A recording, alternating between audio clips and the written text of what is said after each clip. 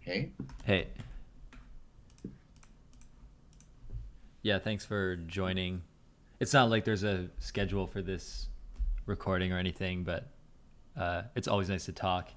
Uh, but I don't. That being yeah, said, we could talk about whatever we want, or as I said, we could play one of the games that we have, or there's this game called Web Fishing that's like $5, and it's like a game that's kind of designed for just like you just kind of do fishing in the game. The fish get points. You can buy like little power ups to get better fish. And it's kind of like a good social game, I guess. But whether or not okay, you want to go okay. through the Let me see. I've got $5 to spare. I think, maybe. Let's see. I think I've seen you play it. It looks like an interesting game. It reminds me of. I don't know exactly what it reminds me of. It's like reminds me of web games from like the early 2000s.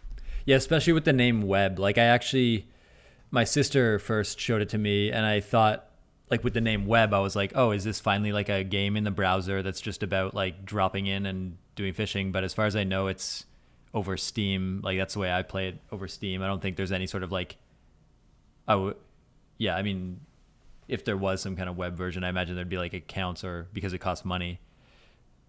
But at some point, I was like, it would be cool if it was like in the browser with no account and you could buy like consumables to, because you can like styling your character is like a big thing, I guess, in the game, part of the social stuff. And so they could make it like free to play, I guess, and sell like consumables or cosmetics. But they haven't done that yet. I don't or have any plans to. Yeah. Let me see here. Yeah, I just left my character default, but then I joined after I played with my sister. A few days later, I dropped into just like a random public server, and then someone like came up to me in the game and asked me like if I knew how to like customize the character, and I got the impression they were like, uh, like walking around with the default character is like not super cool because they want to be like more. They want to see see everyone like they want to see cool stuff like around. So then Don't have I made it. my own I little like that. style. I styled my character. Then but yeah, the game does a good job. Like you go to like a dirt pile, like the lowest tier bait is like worms. You go to a dirt pile and get like 5 worms for free, but you can only carry 5 at a time. So that means like you can only catch like 5 fish before you have to go back to the nearest dirt pile. But like the island is fairly small and like navigatable, and there's these blue mushrooms that you can like touch and they propel you like so you can kind of fling yourself across the island. There's like a beachfront or ponds. You can stand on like a bridge and fish off the bridge, or there's like a dock, and then like occasionally you'll catch these like gigantic fish. I've never caught one, but they're like larger than you would think would make sense for like the art style in the game. Uh, We're gonna call one today. yeah, That's what's gonna happen. but then there's power ups like you can buy like a can of Coke for like money that you catch the fish, you sell the fish, you go to the vending machine, you buy a Coke. The Coke gives you like 5 minutes of like extra XP or extra money when you sell your fish. So you can kind of get like a ball rolling in that sense, and that's kind of a well thought out uh, loop that they have there. Like it's not only the Coke either. There's like well, I guess you can upgrade your rod and your bait and stuff. I haven't gotten into that stuff yet, and you have like some kind of level as you catch fish, you get experience, and you have a title, I guess.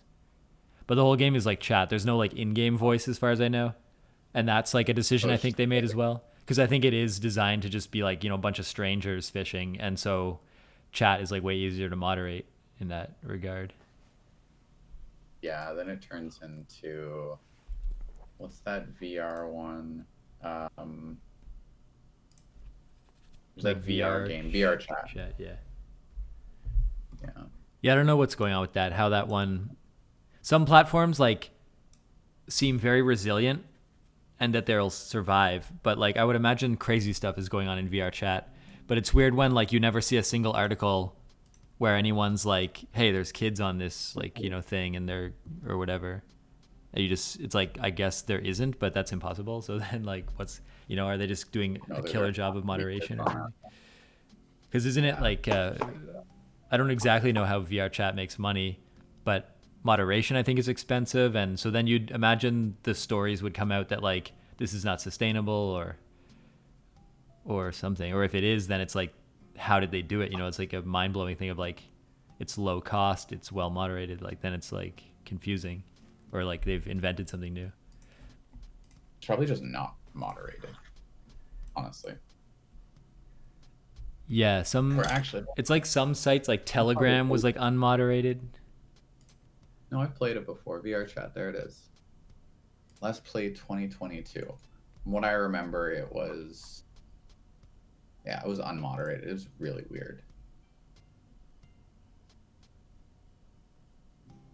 It was a weird game. Okay, Yeah, once you I'm in launch the the game. game, you're in the game.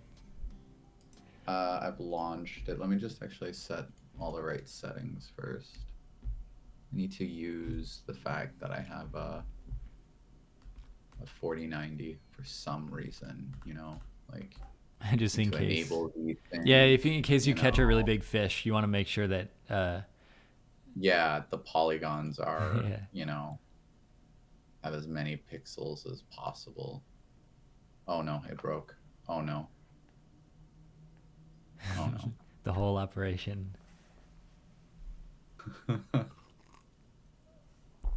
I think I actually broke it.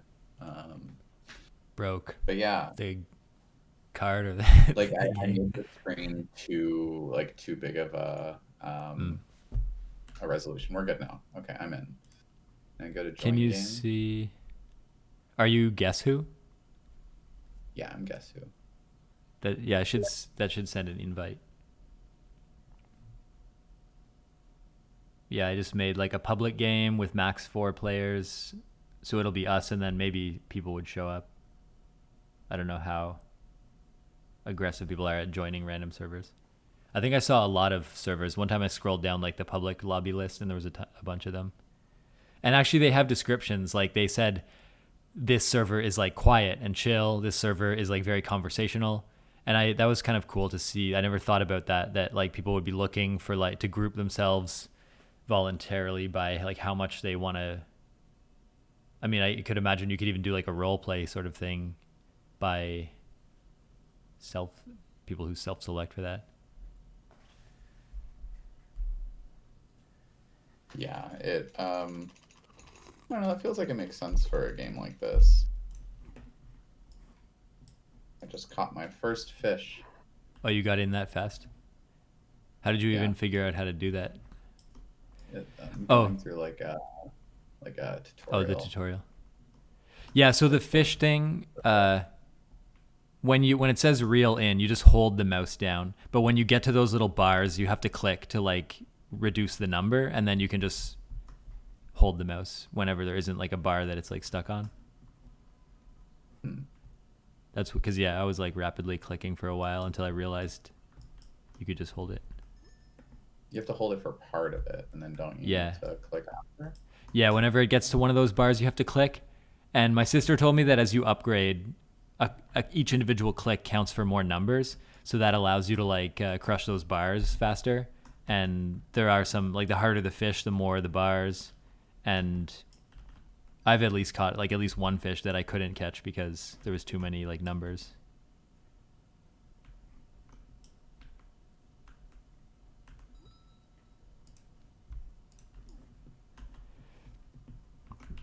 I don't Joking. remember. I feel like I didn't go through a tutorial actually. Somehow, it never offered that to me.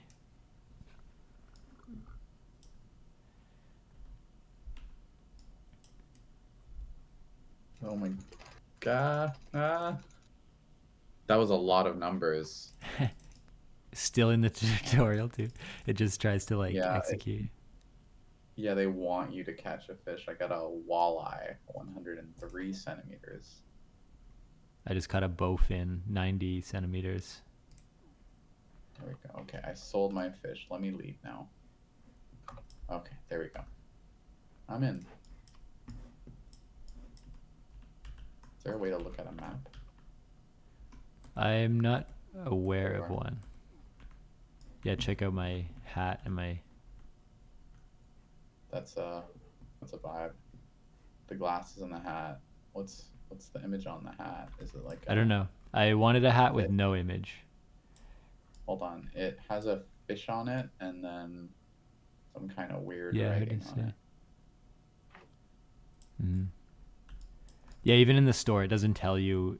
It doesn't actually tell you that the hat is going to have an image on it, and it's hard to zoom into them. Hmm.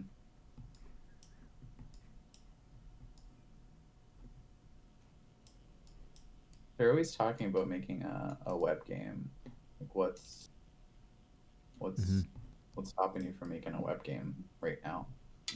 Uh, I sort of went through this thing where, like, like Godot. I was making good progress with Godot because I that's the last game I shipped was like Godot, and it was on the web. It was 3D, but the size of Godot is kind of large, and I really want like an experience where the game feels extremely light and like loads quickly and doesn't take up very much memory or like things like that. And so then I sort of decided I had to use like 3JS if I wanted like the absolute minimal game.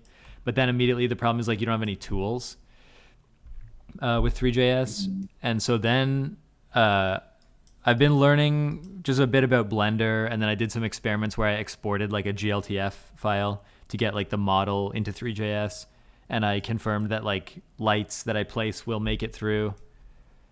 And then I sort of wondered a bit about shaders, like if I want like shaders in 3JS, I have to write them in 3JS, which is doable. But then I can't really like preview them with Blender. Like ideally, Blender would be like my whole. I would design everything in Blender and then just import it and then like wire up the controls in 3JS, and it would be good. But then that's not super easy, and I did some experiments where like because there's like a preview like AWSD like first person camera controller in Blender that you can like walk around your model with. And so then I like sort of Okay. made the FOV like I made the FOV the same and the height the same in 3JS and Blender, so that like when I what I see in Blender is what would kind of be reflected in the actual like production game. But it was not. It's interesting because it's sort of like I'm sort of going back and forth like just in my head about like what kind of stuff will I need in a game? Like, what if I want a door to open? Then I guess I could like create a door. Maybe I could have some syntax where I like name the layer in Blender in some way that then like I just detect in 3JS and wire that up to some kind of like area. Like I could just make all the physics boundaries and the areas like shapes, and then some of them would be invisible but would count as like trigger areas when they get to 3JS. And but then I always keep thinking like it's like, but what if I want like to position things accurate? Like I guess I could use like sort of little waypoint markers like at different points in Blender.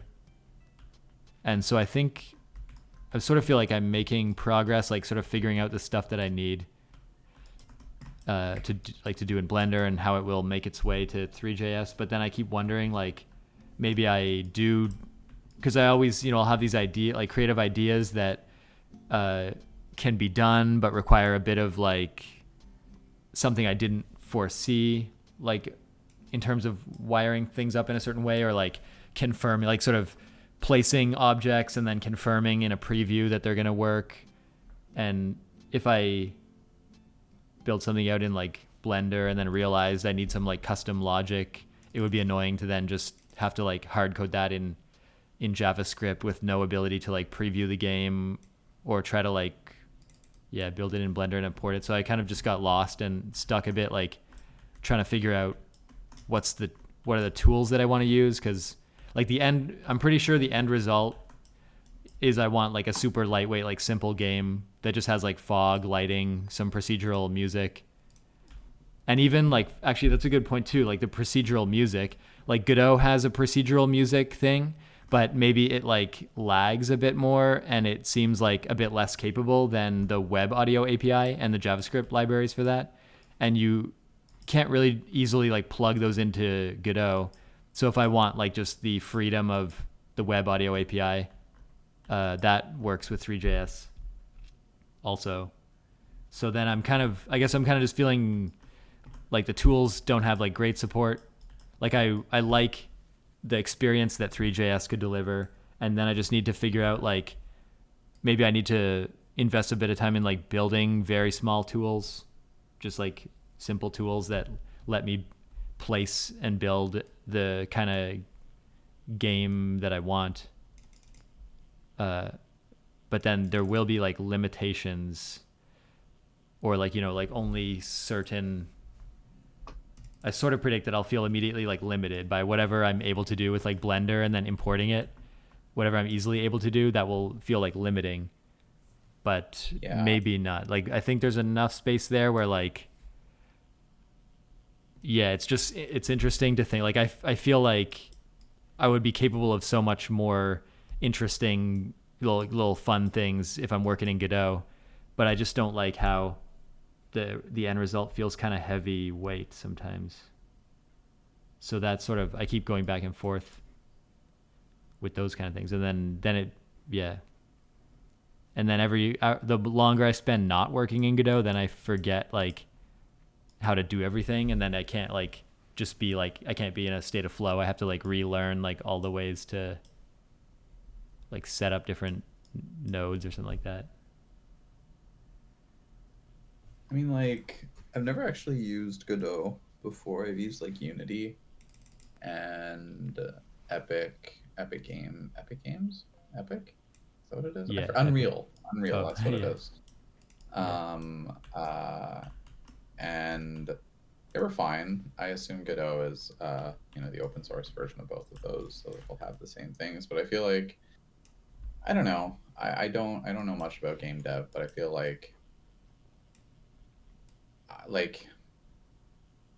if there's a game idea that's there, it's like there's like a world where you can make it without a lot of the like fancy features sometimes.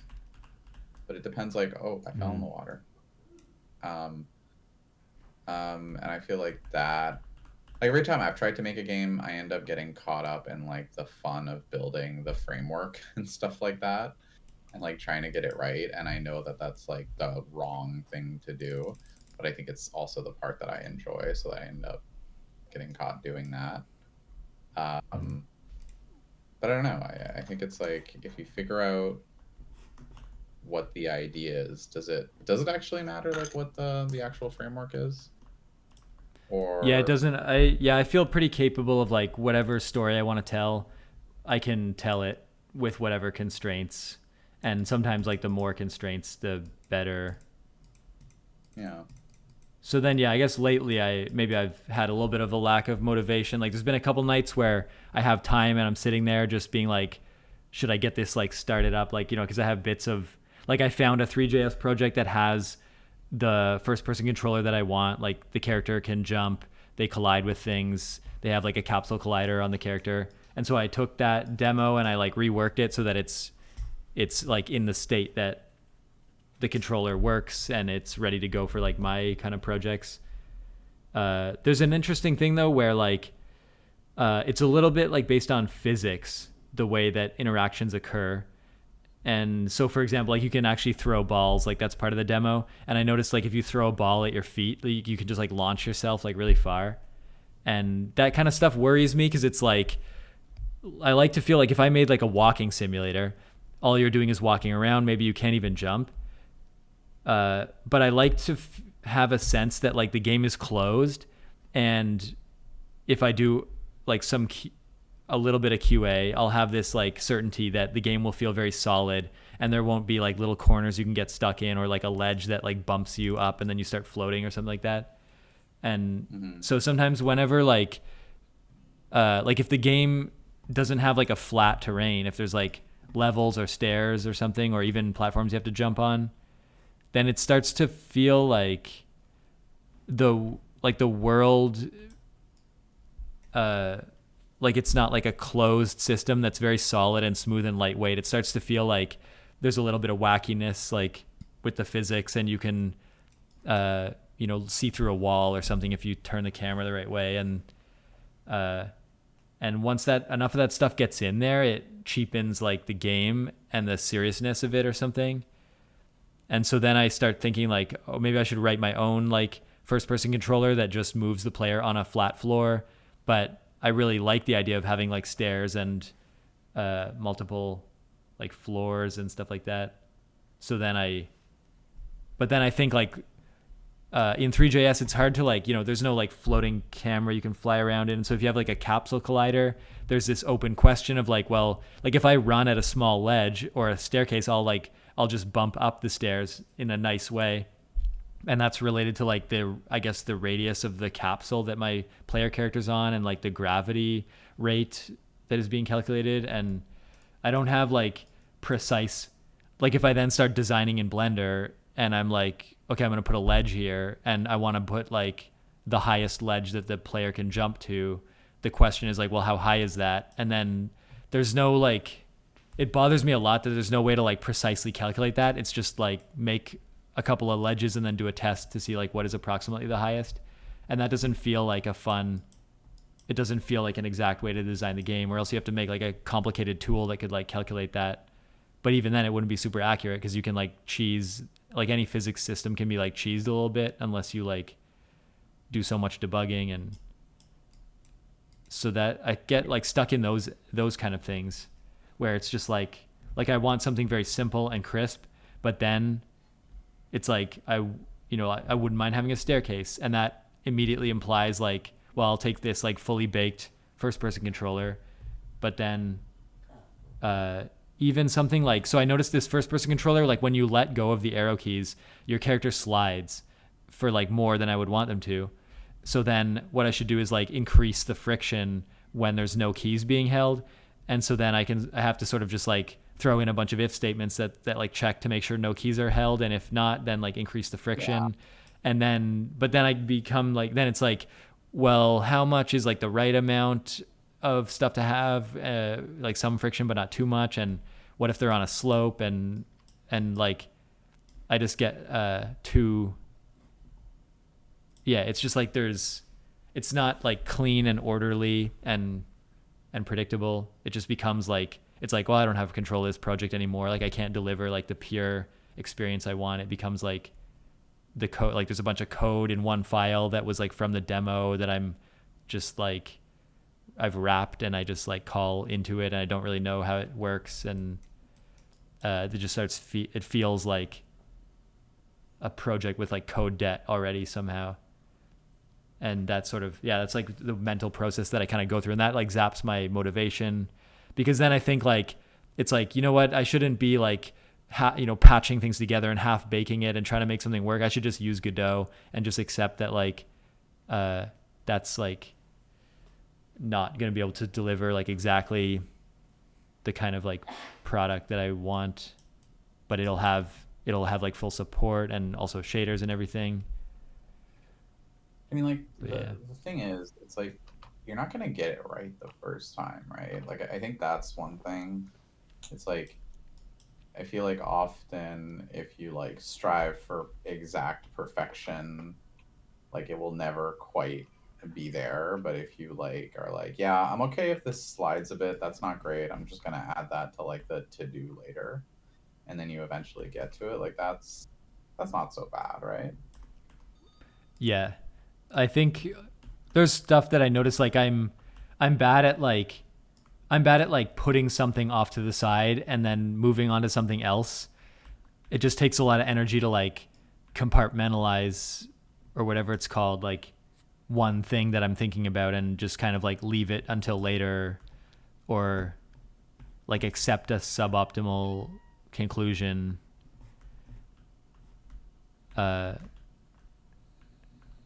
But yeah, that's sort of. I mean, that's fair. Yeah. And I was gonna mention this other thing too of like, sometimes, like there's this weird thing where I'll put like a single cube and then a light in Blender, and immediately like it looks pretty nice because just the default shaders in Blender are like pretty nice. But then when that gets into 3JS, it looks like too flat, and so then I immediately have this question of like, I sort of need, like, I wish I could just grab the shaders from Blender, which I could probably, and then rework them to like look like a subtle, like nice default effect like in 3JS. But like a lot relies on that, because if I like boot my game up in in 3JS, and it doesn't like sort of invoke the same feelings. Like this is a problem of like you can put a light and get it the right brightness and put like a few like planes in Blender, and then like that starts looking good right away and you get like a certain like vibe from it. But then when you import that into 3JS, like the light will be a different brightness. Like it's actually like way different. You have to like change the brightness. But then the way shadows fall and the way light hits the surfaces is like different by default, and it doesn't give like the same vibe. And so that's a difficulty too, is that I make things that like give me the right sort of like meditative vibe in Blender, and then I just can't get them to 3JS without like sort of maybe I could like find someone who's rewritten the 3JS or like the Blender shaders into 3JS, but then it wouldn't feel like my own like code. It would just feel like I just grabbed something and made it look nice for free or something. Yeah, but I feel like that's also a common thing. Like, Mm. know, it's like I don't know. I mean, maybe there's been games that have developed without like default assets too, right? But it's like I don't know. I think there's like value to be like, okay, I'm gonna make a game that's like as simple as possible, and I'm just gonna test the idea of the game. Okay, cool. The game, like the idea of the game works. Like, where do you go from here, right? Yeah. And then you mean like where do you go from there in terms of like adding to the design of the game to like make it Exactly. more? No, Yeah. not just for the design Mm. of the game, but like, do you like do more? Do you like make sure that the first person camera is right? Like all that kind of stuff. Actually, I modeled like my childhood house in Blender, Oh and damn. I have like it went well so far. Like I just have a bunch of like flat planes, and now I'm envisioning this thing where like it would be cool to drop that into a 3JS experience and be able to like walk around. Like I just need to like it's all just like gray rectangles that are like the right proportions to sort of work out like the stairs, the walls, the floor, like the general like the plot of land around the house. Uh, I would need to just like throw in like windows and just grab like do like a simple shader that does like a translucent like window, and then I also need to like pick basically then I need to texture like I need to pick probably simple textures that are just like approximately the right color for all the walls and stuff. And then like a skybox sometimes is difficult because it's hard to make like a minimalist skybox sometimes but then I sometimes if you take like a really high definition cool looking skybox it sort of just looks too good, and then like when compared to the rest of the game. But this is something that I kept thinking like maybe this will be quick, like maybe I can just like throw together the house, like pick colors, throw it up, and it would be mostly it would just like be for my family. I think they would find it cool.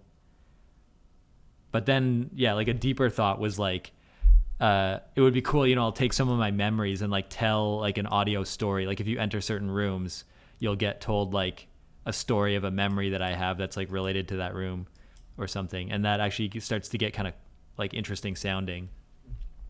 And maybe like, the basement, the dark basement being like creepy, and like sort of exaggerate that maybe in the game, like make the hall, like the sort of the shelves in the basement, like or like this little hallway we had in the near the shelves in the basement, like go way farther than it used to, like as I would maybe imagine it like as a kid, that it would like extend forever into the darkness or something.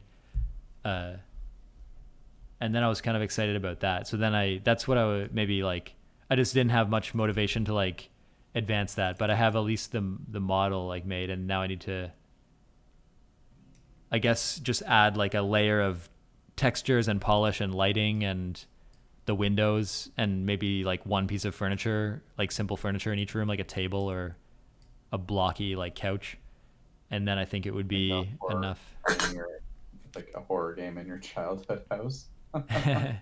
Only the one like the only horror part would be that I would want to like do something to invoke the same feeling that like if I walk down in the basement with the lights off, there was one like there was sort of like a darkness behind this one shelf that was like a scary place to go. Like, uh, but there was also one of the stories that I want to tell is like the closet under the stairs. Like you would go down the stairs, go into the back room that had like sort of a stone cold floor, and then under you could like loop around and go to this like closet under the stairs, and we stored like a bunch of like ski equipment there. And so it always had like a sort of a faint like musty smell that you would get if you like you're sweating in the ski stuff. The ski stuff's always like, you know, you wash it but it's a bit damp and it's all packed in there really tight, and it's like under the stairs you have this little like a sort of a wooden smell, and it's like a small closet. And so then when you go in there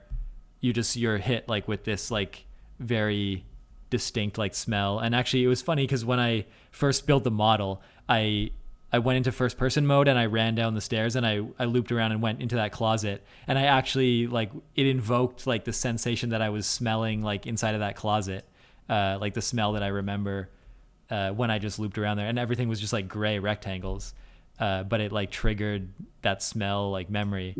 And I was like, that's kind of cool. Like there's something interesting there that like there's enough here to like invoke, you know, memories that I had or something like that.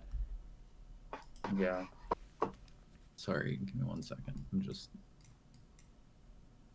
got something caught in my throat. There you go. That's I don't know. Yeah, I think it's cool yeah. that you can. Yeah, no, go ahead. Uh, there'll be like a min max doc lightning, like a 3 minute documentary contest again this year. And so I was thinking like uh maybe my documentary would be like a 3 minute documentary of me making that model in Blender, and then like you know, entering the model and sort of telling a brief story. And so then I was like, that also would motivate me to like advance the project. Like I sort of always am looking for like little external motivation opportunities, and that's like a good one to like, you know, sit down and finally do the project if there's like a 1 month deadline to Yeah. produce some kind of item of content. So sometimes uh I'll be like, oh whatever, like eventually this thing will happen and I'll have motivation. uh but then yeah, sometimes it's like I spend a long time like having an idea before I I just do that like single weekend where I advance the thing by like 90%. uh and it's like a weird timeline. Mm. I think it's good to have like a forcing function like that. Mm-hmm.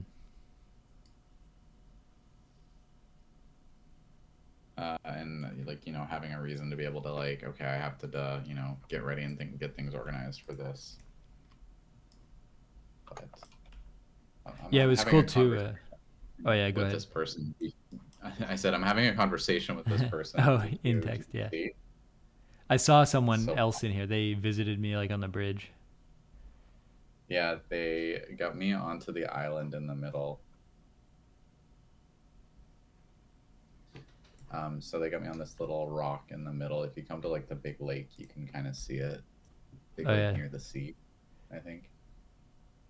They said the first message it's like, why are you crying? Watched a nice movie, probably. Yeah. What movie? Name an artist you like that has high ratings. Kendrick I Lamar. mean, Kendrick Lamar. Why don't you just run in and say Kendrick Lamar? Go for it.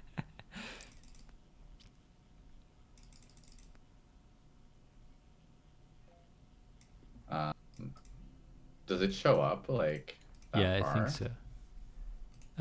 So KENDRICK. Do you think? Oh, Kendrick Lamar? Yeah, something like that.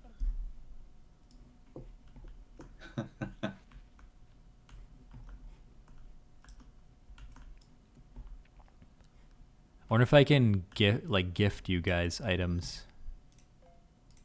I think this guy's a pro. Looks like a pro. Oh, he I rated have them. rated all of his main albums. I like watching like analysis videos. I've watched a couple episodes of a podcast or analysis videos of like Kendrick's different songs, but I haven't really. I don't have I just know like his top 3 or 4 songs. What's TPAB and JKMC? GK is like the car.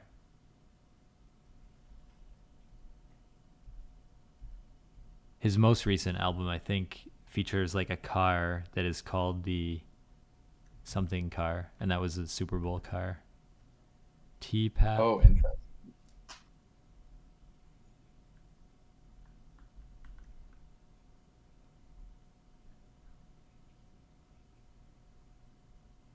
I'm gonna say the thing that my girlfriend is addicted to. It's Taylor Swift. He's like, what kind of server is this? I guess like Kendrick and Taylor Swift like respect each other, so they're not unrelated artists. Yeah.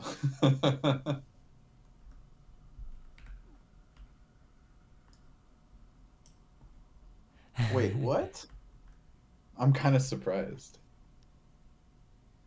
So he's like rated some songs. Yeah, I guess so. An interesting guy.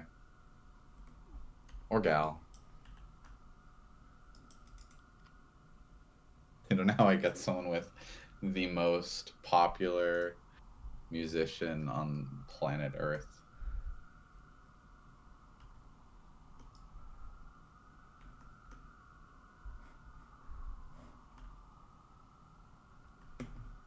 Oh, he like launched himself onto the rock in the center.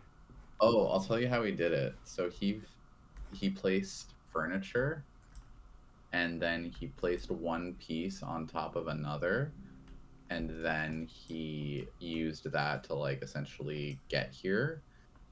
And what he did is he made me go into the flag, which transports you to some other little island, and then he put the flag on this for me.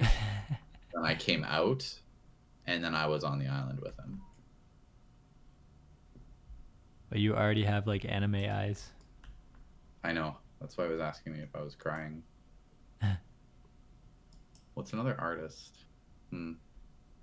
Mustard. But that guy makes beats. I think he also has his own songs. There's Future. There is Doja Cat. Oh, Doja Cat. Doja Cat is interesting. Doja Cat is going to be at Outside Lands, which is in Golden Gate Park in August. But the cheapest way to go there is to buy a 3-day pass for like $500. But I only want to stand in the middle of a sea of people for 10 minutes, and then I want to leave. But I want to pay $500 for that. He's gonna, if you go into the red flag, he will bring you to the island. Yeah, but I only have 5 worms, and then I have to go back though. Oh no, there's a thing to refill bait on the island. Wow. Yeah, just get in there. He's right behind me. So I go E. And then don't come out yet. He'll tell you when. Oh, because we can go into the flag, right, to get to this island. Yeah. Oh, okay. Why is there a green or is it blue mushroom on the island? I don't know.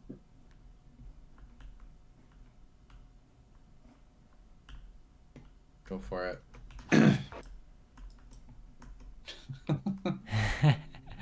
It's funny how people find these little like things they know how to do. Yeah. What's another artist that you'd suggest? This person has rated.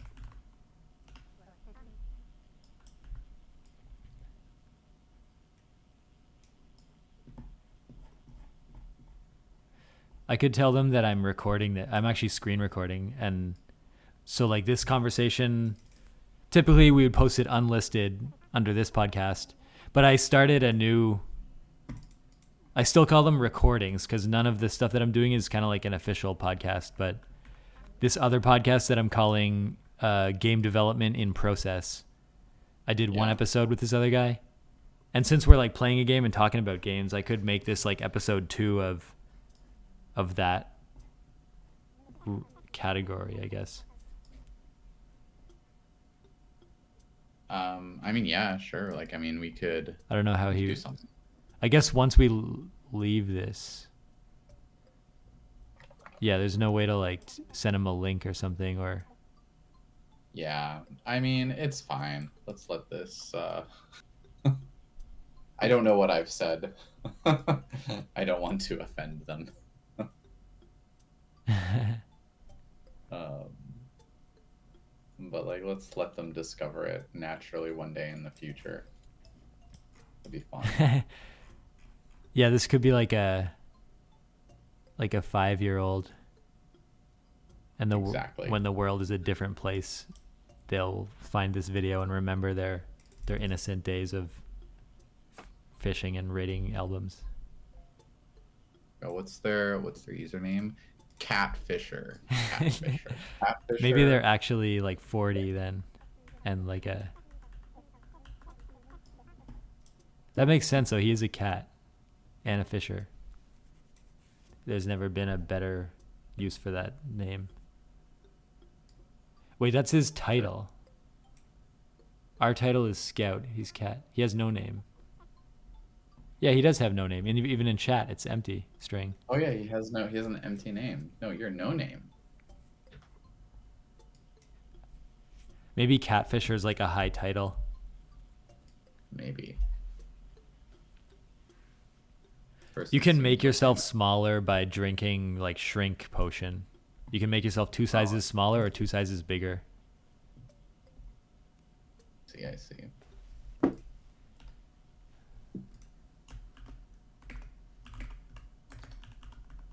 What a small snail.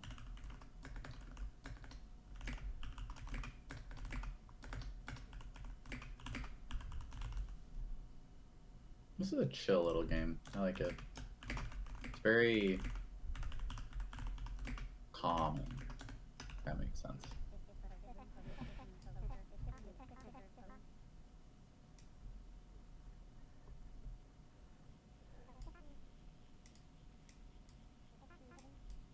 Via mail.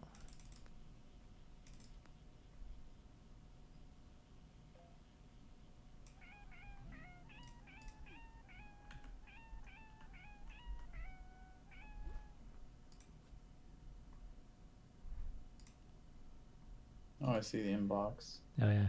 Oh, that's cool. From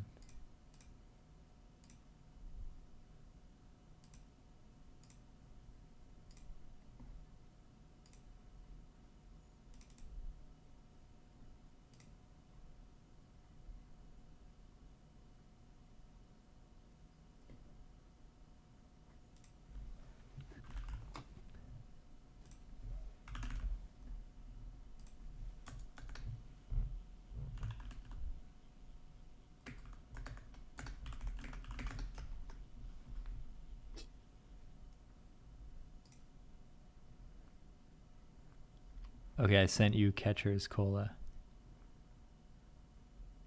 Oh, nice. Those catchers call it. Oh, thank you. Drink it. Okay. I'm just gonna drink it. I'm not gonna ask questions. I'm not even gonna read what it does. I'm just gonna. Okay, no, I read what it does. Oh, I was $1 to wondering how $10. many. I guess you got 3 of them. I was Yeah, I got wondering. 3.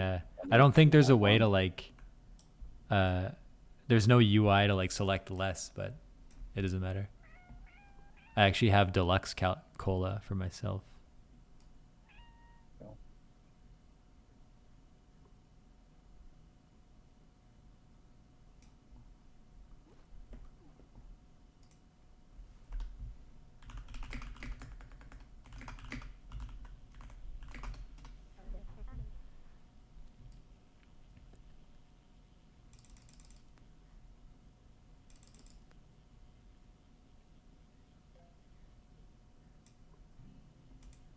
Oh yeah, his lure is like a lily pad.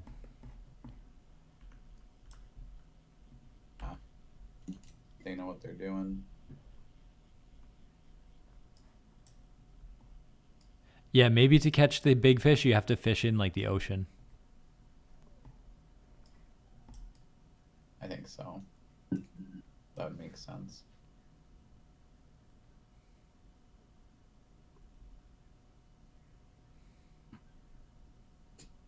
But Yeah, yeah, guy.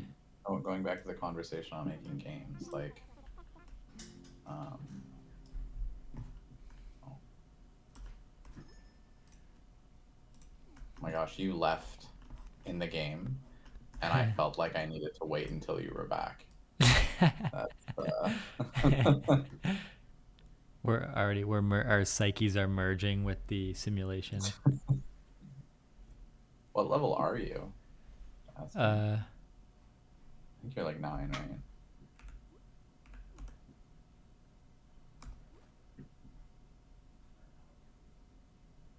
rank 9. Yeah.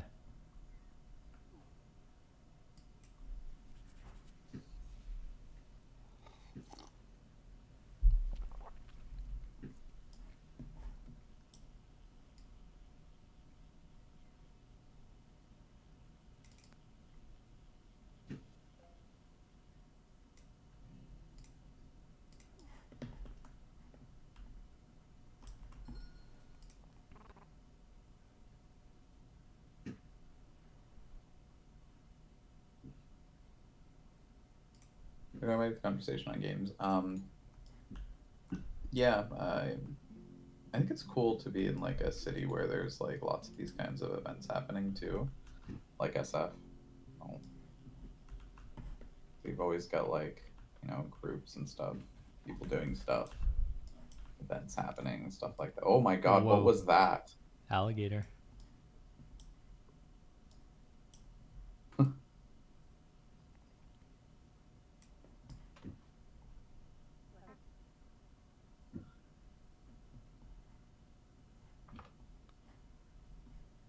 Actually, there's a couple of like secrets around the island.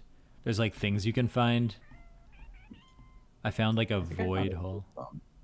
You found Oh, a a void. Yeah, I went into like a void and I was in this like void and I fished there and then I just started running until I fell off a cliff and then I was back in this world. But then it said like you found one of 5 of them or something. So that's a neat feeling that there's like like you can walk around and stumble on something and then learn that there's like more to this than originally thought, but like not it's not like so much more that it breaks like the casual feeling. It's just like there's a couple secrets that are cool to it makes it just worth it to like wander around and look at stuff. Yeah.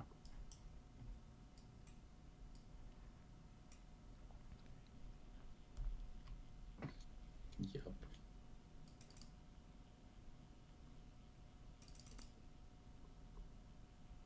Yeah, he asked me what level I am. Yep.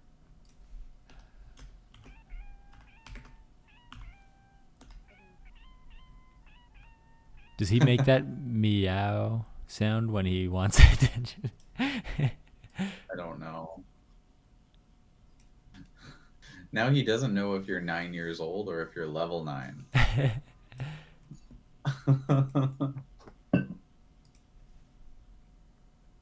And because I had like the improper casing on the I'm, it's like Yeah, I'm like, now he's scared. He's like, oh shit. it's like yeah, we're in a gang. We run the city.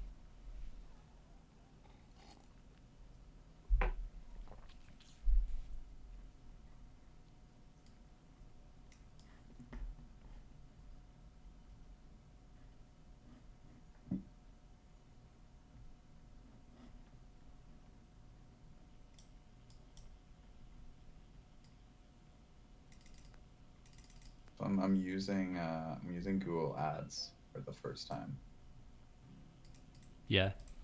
contributing to I'm contributing to your salary.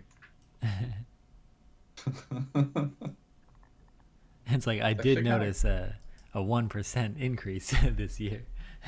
of Yep, that was me. My a day. Sorry, 81 cents per day. Um, uh, Wait, You're are we making? friends IRL? Are we buddies IRL? That's what he's asking. Oh yeah, what counts as IRL? Exactly. We've met IRL. We're hybrid buddies. Hybrid buddy. You Yeah, have to it's say like, that one. yeah, it's where you. I have to say that one. No, no, no. Hold Oh, on. I'm trying to get a. Oh my god. Oh my god.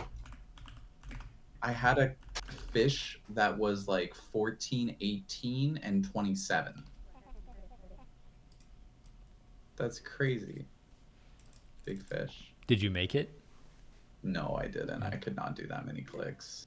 Yeah, I think the only way is to upgrade the click power. I've never seen how to do that yet. Maybe just if better rods do it.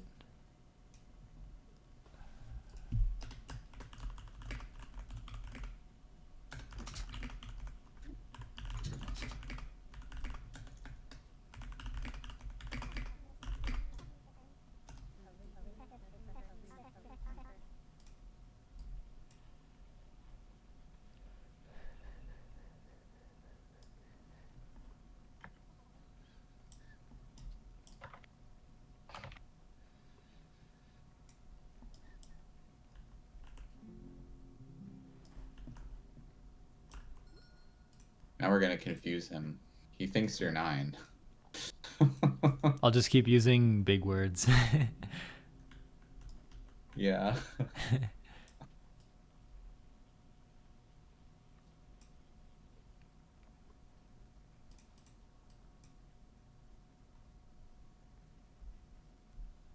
I feel like, uh, whoa, yeah, he's 16, 16, 18, 16. Yeah, that one. I don't know how you do that. That's pretty exciting though. That like whatever it is, it'd be cool to actually catch that. It's like some mystery. We'll never really know.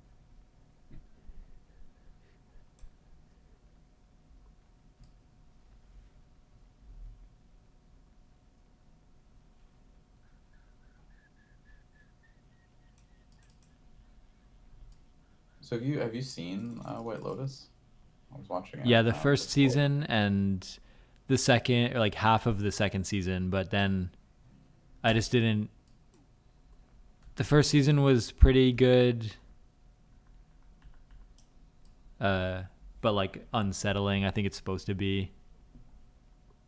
And then Yeah. yeah, second season kind of didn't seem realistic to me. Like it was kind of like a couple of the like, it's like two smart characters, two dumb characters, but the two smart characters are not smart enough to like communicate clearly, even though like they clearly are able Who are the to. two smart characters? Uh, like the introverted like guy who runs at 6 a.m. every morning and then neglects Oh yeah. his wife who's like clearly into him, but like his character is written to have some kind of high functioning autism in which he doesn't interpret those signals. But also, why doesn't she just explicitly say that then? Because she clearly is smart enough to realize he probably has a condition like that. And so it's just like the whole show How is how far like, in the how far in the season did you make it? Like uh halfway through? when I guess like the two women go to the house and then unexpectedly like Oh, spend the night. wait! Don't say anything else. Don't say anything else. That's literally what I was just watching. I think So that's like they just arrived at the yeah. house and they're like, Oh "Oh, yeah. we're gonna spend the night." That's where I'm at. Yeah, and then to me it's like this is like they should know by that point that this other couple is a bit strange. It's no big deal to spend a night somewhere. It's like, yeah, this person has anxiety, they don't have their toothbrush and stuff, and that's a bit annoying, but like this is going to be a funny story when everyone, like I guess the tension in the air is someone dies, which I have no idea who that is because they show that at the first episode. And so I guess the idea is like it should be no big deal, but there is a death that we have to like sort of solve. So any character we're invested in, that's what I guess should be stressful. So I Forgot that guess someone maybe, yeah, died. I think I almost forgot that like they teased the death at the beginning.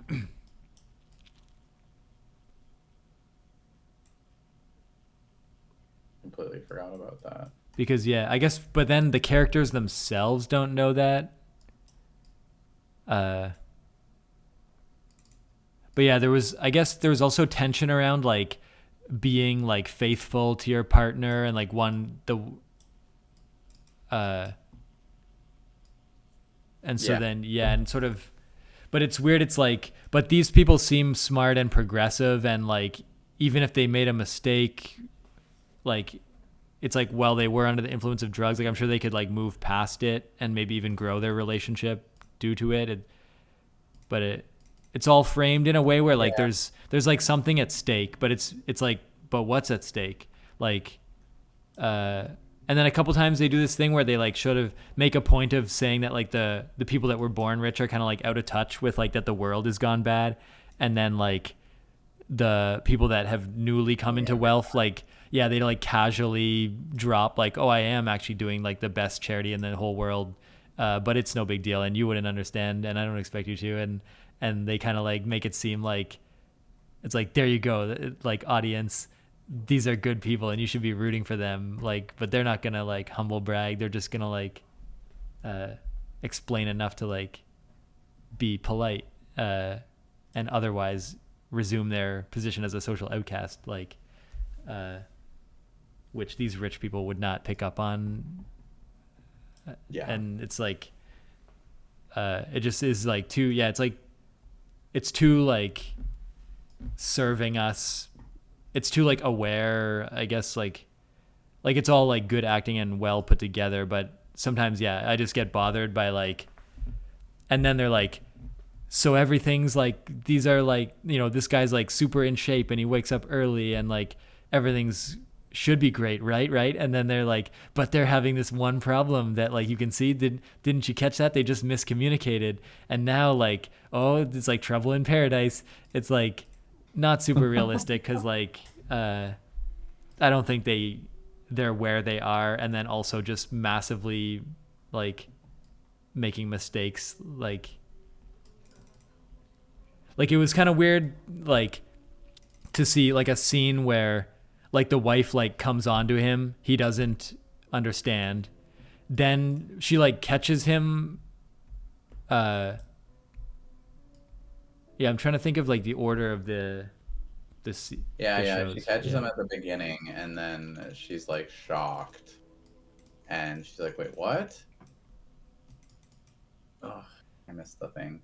Yeah, like But when she it's like, goes, yeah, that thing where like she yeah, goes to breakfast or something, then comes back. yeah, yeah, exactly. But then But one I of her like, dialogue lines, she's like, well, I just was at breakfast. Like, well, he doesn't know that, obviously. Like, why would he know your itinerary? Like, it's sort of, it was a weird interaction. But then they were so, like, it wasn't, like, she was not angry. She was like appropriately, like it was like their relationship got stronger for that.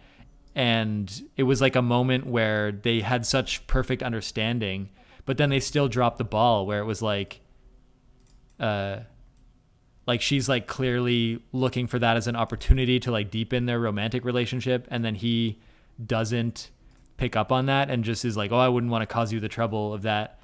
But then you can see like she's like, oh, I didn't, he didn't get my hint. But it's like your relationship is at a point where you can just explicitly say what you want, and yeah, the whole it's like that very resolves strange, everything.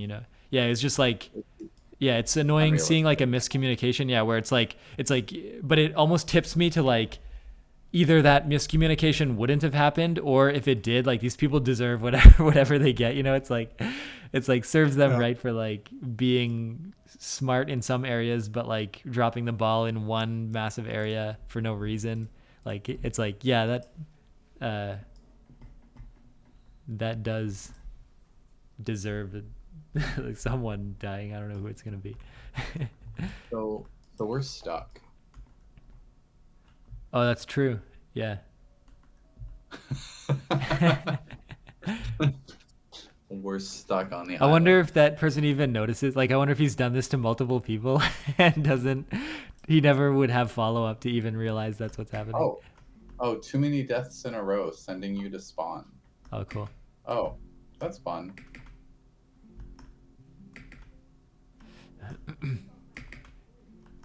I guess they realize that sometimes this happens.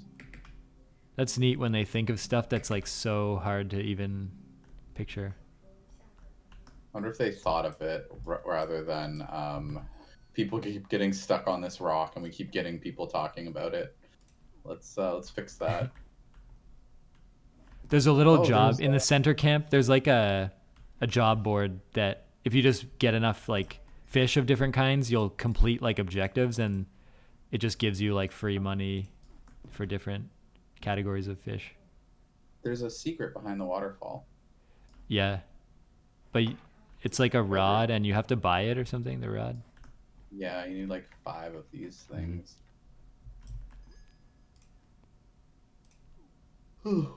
Want 5 me to? spectral bones. I could show you where the void is. Yeah, I want to see the void. Let's see it. Yeah, it's like this way.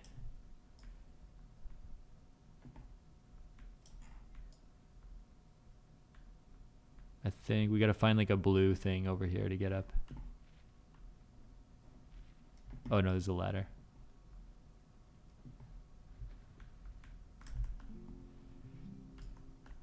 This seems normal. It's just a ladder. Yeah, It may that be seems normal. disappeared for me already. Yeah, mine's gone. Is it there for you? Where is it? Should it be like? I think it was on this platform that we're on right now. Yeah, no, I don't see it. Yeah, maybe it's just random for everyone. You been up the lighthouse? Yeah. Oh yeah, I launched myself there. You can just enter through the. Oh, right. Actually, yeah, that's how I got him. Yeah, because the launching is not high enough. I think I fished from here actually. The lighthouse. Really? It didn't let me when I tried. If you hit water, Oh, if you hit what? Sorry. if you just like your the distance is short enough where I am that your thing lands in water. Okay, I'm on the way. Hold on. So the distance is short enough where you are. Oh, I see. Because you're right under it. Okay, let's see. I caught a flounder.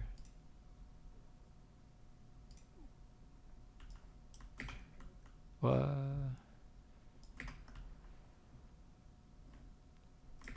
Yeah, when I Oh, I joined see. a public server, there was a bunch of people on this dock. People had like picnic blankets like put out and everything. Yeah, it feels like people really like the aesthetic of this game. It's nice. I kind of like. I get it. Like I was saying earlier, it's just chill. Nice way to chill. The graphics too. I like like Valheim has this kind of like large pixel graphics. It makes the game feel much less like computationally intensive, and that's like a nice feeling because it just feels like the computer is not working that hard, and that makes it feel like more relaxed atmosphere. Wait. Do you get a what was that pop up Oh, I can see on your bubbling. Yeah, where? I think there's these meteors that land every once in a while Oh, I see it. in the Okay, center cool. pond. Yeah, but they're just like I remember fishing for one, and the thing is just really hard to catch. So I've Oh, I see. just you can go for that one, and then we'll see. I need to get an auto clicker at this rate in this chill game. Oh, there's these little bubbles as well that are like a guaranteed fish.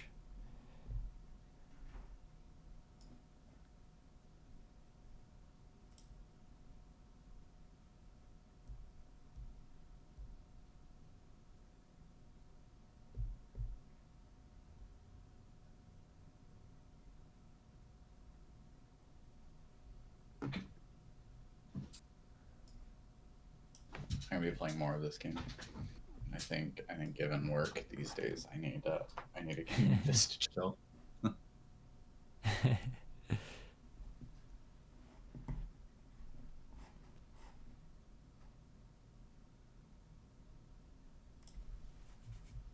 We actually just had another tech lead quit. Went to he's going to Jane Street. If you've ever heard of Oh that, yeah, that's where SBF was that's right. originally. Mm-hmm. Yeah, or apparently SBF. SBF made $1 million a year there for losing them 300 million. Yeah, it pays. Job pays insanely well. It's also apparently very stressful. I was talking to this one manager who has some friends that were there. He said one of his friends is a trader there, and apparently he lost $100 million overnight, and he couldn't sleep for like Of days. his own or the company? No, of the company's money, which like effectively will hit him, right? Because apparently the salaries are like normal tech salaries as like their base, but the stock is like, or there's no stock, there's just a bonus based on how much you've earned. But 100 million is a lot. So Yeah, that means that apparently it has you to do with what wouldn't you you wouldn't have any bonus for a while. probably, or you get fired. I don't know. I It's don't really know definitely how it like works. random too. Like I feel like there's no amount of skill involved in that kind of stuff. It's just like it's a job where money goes like numbers go up and down and like you know, like you lose sleep over something that is like out of human control in some sense. Like Yeah, as far as yeah. I've understood, it's like pretty much they use math to like come up with, like they're at such a scale that they have enough math to kind of like, if they have the right algorithm, they kind of win most of the time on the long in Mhm. the long run. But I don't know.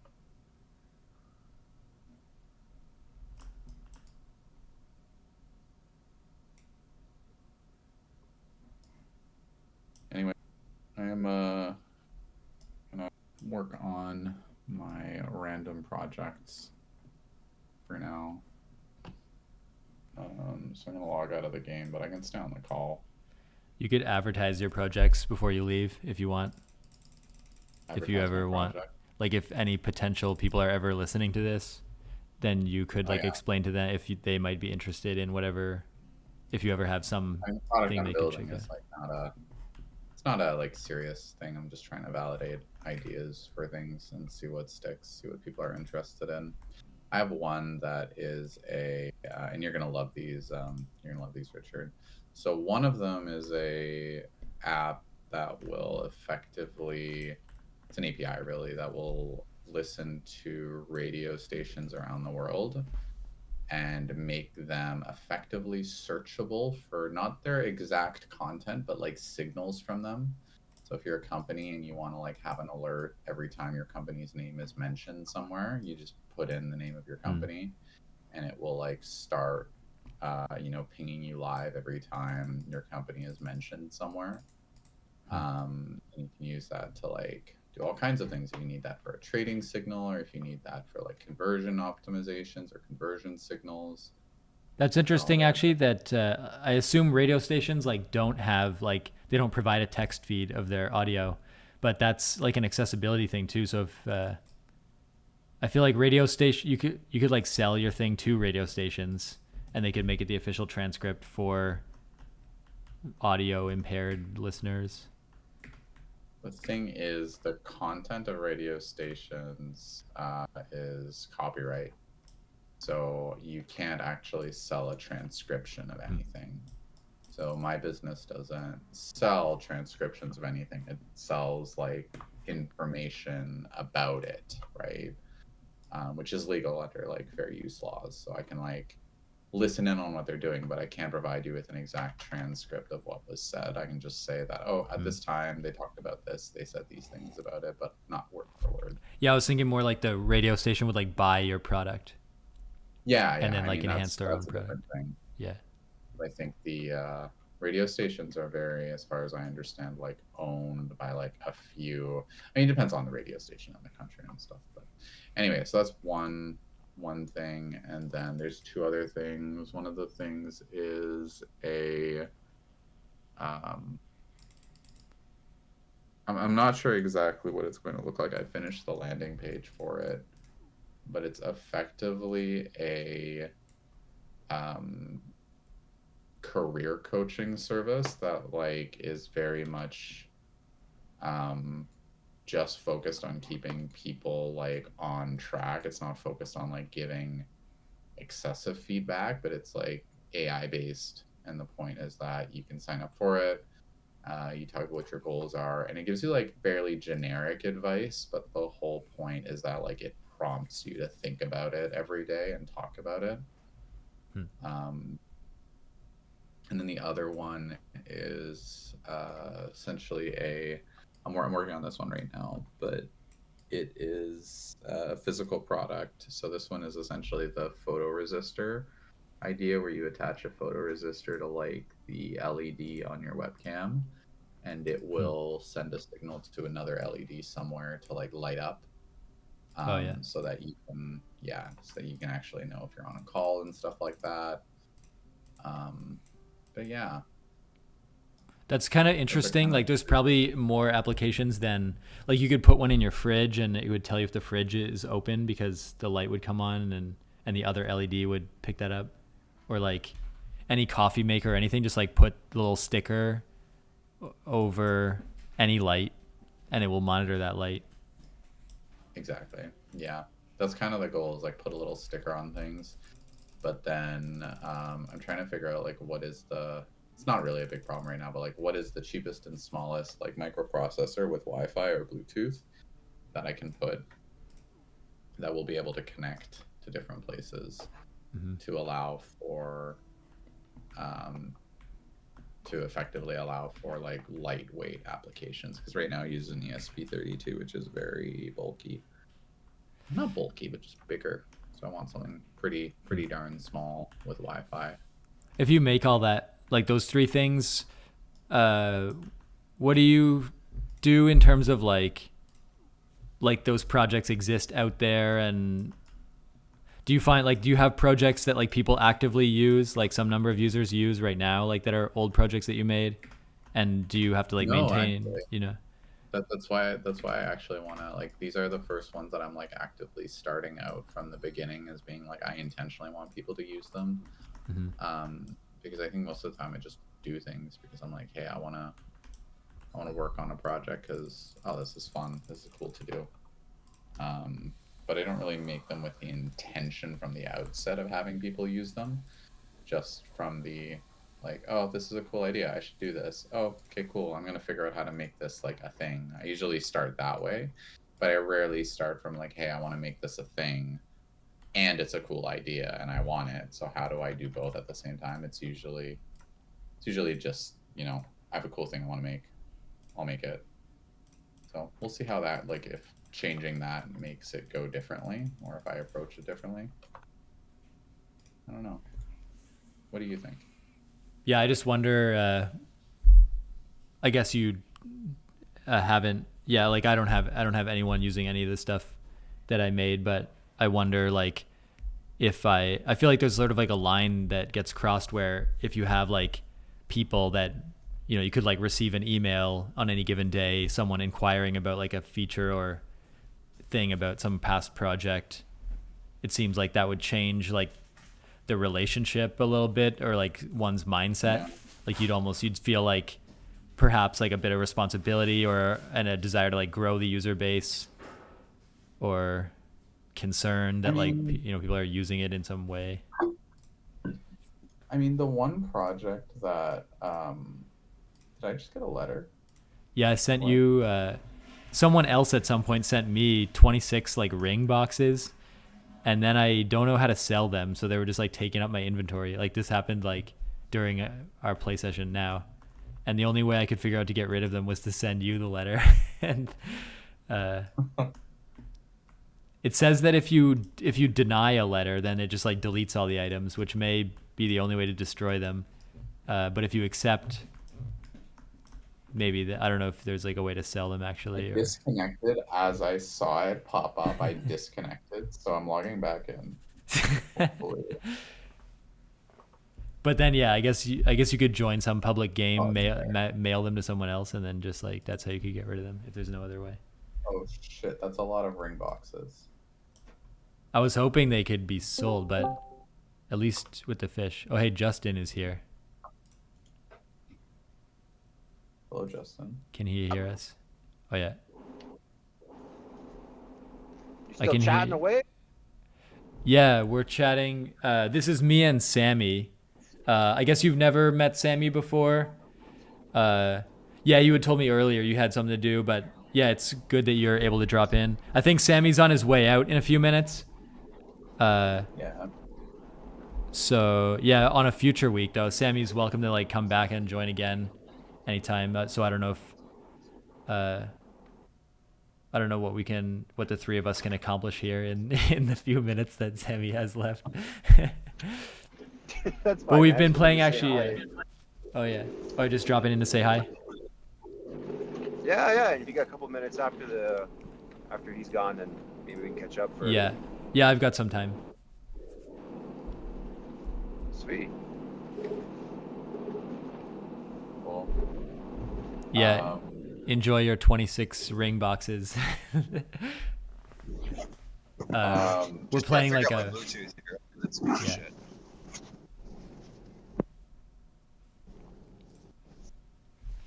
Yeah, What I was feel gonna say. oh yeah, you were going to say something? I was just gonna say for the ring boxes, you might want them back, Richard. I opened one, and then I opened another, and it gives you $1,000 for each ring box. Whoa. So if you want, I accidentally It's like opened three $1,000. before I realized it. So if you want those back, I will I send them wouldn't back. care. Uh, I don't really care either way. Uh, feel free. Yeah, you could. I wouldn't want them all back. You could. It's not I really sent you worth 8. going through the. Send me 8. There you go. Yeah, half of Yeah. them because I opened a bunch. That's half of the ones I had. Yeah, that Game is works. this? 1, 3, Uh, 5, 9. there's a game called web fishing. I could actually. I guess are you able to see my stream if I in the Discord? It's just a game where you're like a cat and you're fishing on this island, and you could just cast into the water, catch a fish, and you have to like click the mouse to catch the fish. And you can buy like Coke. You can drink some Coke that makes you fish better, and buy clothes. Oh yeah. That's Yeah. not what I was expecting. Okay. And we just realized that we made like thousands of dollars in. Someone like sent us a bunch of ring boxes that apparently are worth money, in like in-game money. Real money. No, like Oh, in-game money. cat money. Sick. Well, when you were saying fishing and shit, I was thinking of RuneScape and the many hours that I've spent grinding, trying to level up my fishing level. Yeah, this Again, I guess yeah that Mentor, maybe yeah RuneScape Dark, is maybe a good analogy for this. Manta Ray. Or are you saying Now I want to RuneScape play stuff? RuneScape. Was Sammy saying RuneScape things? I Yeah, I haven't was played saying much RuneScape. RuneScape. I've only killed cows in You know- RuneScape. Yeah, that's right. Yeah, I've only played the free version. My buddy Nathan's like, playing the free version only is like being stuck in Dushan in Elder Scrolls Online and not seeing the rest of the world. He's like, dude, if you do anything in your life, you gotta play the paid for the subscription version of RuneScape. I was like, man, I don't know if I got those hours. I've already spent a lot of time on it. Yeah, the members, like the paid version, is a whole nother ball game. I played it a long time ago when I was a kid, like too long ago. And it did suck up a lot of time, but good memories. I actually learned to code because of that. Oh yeah, Yeah, yep. you're a That's what got coder me now. into it. So I could make bots. There you go. Nice. Yeah, bots is the way to go. Like I didn't realize there was bots, and I'm chatting all these fucking random. They're like, "Hey, what's up? How you doing? We're mining together." They're not real. No, they're not real. None of them are real. It's fucking genius. At the same time, like, how the hell do I do that? You don't want to do that because then you get banned. And then my main account, back in, I don't know, 2009, I think, got banned for cheating, which rightfully so. I was breaking the rules, sure. And I don't know what happened, but they changed their rules, like that you effectively had a 10-year grace period. It was like a permanent ban. So I got my account unbanned after like 10-ish years. I got it back like 10 3 years years. ago. So I Wow. logged back into like my, it was more than 10 years because it was like 20, last logged in 2009, I think. And then I think I got it in 2021, 2022. And like logging into like the game I played in middle school is insane. Oh man. Different. Oh, I love that game. My other profile or whatever got ported over to the RuneScape 3. I haven't touched it. I just went back to old school and I just did like a Ultimate Iron Man character because I like Oh, there pushing you myself. go. Okay. Wow. I'm a minimalist, right? So I'm like fucking like I don't know, 50, 60 combat. No, I'm 60 combat across the board. Like most levels that I can get in the free version are 60 at least, and then I'm mining to like 75. It's like fucking just grinding your way. Like, yeah, you figure out you have to dedicate when you're leveling up on one thing only, and you just like that's it. Like I carry the fucking pickaxe and gold, and the rest is okay. You know, like maybe a few like the earth runes and the law runes, and those are the only ones I hold on to because those ones you And get you off can't of die. enemies. Yeah. And you can't die either because you're in Iron Man. Stressful. Well, yeah. So the ultimate one, if you die, you can pick your shit back up. But the red version, if you die once, you lose the status and you drop down to basic Iron Man. So the ultimate is like no trade, no drops, pure, like pure pain. Like it's as rough as it gets.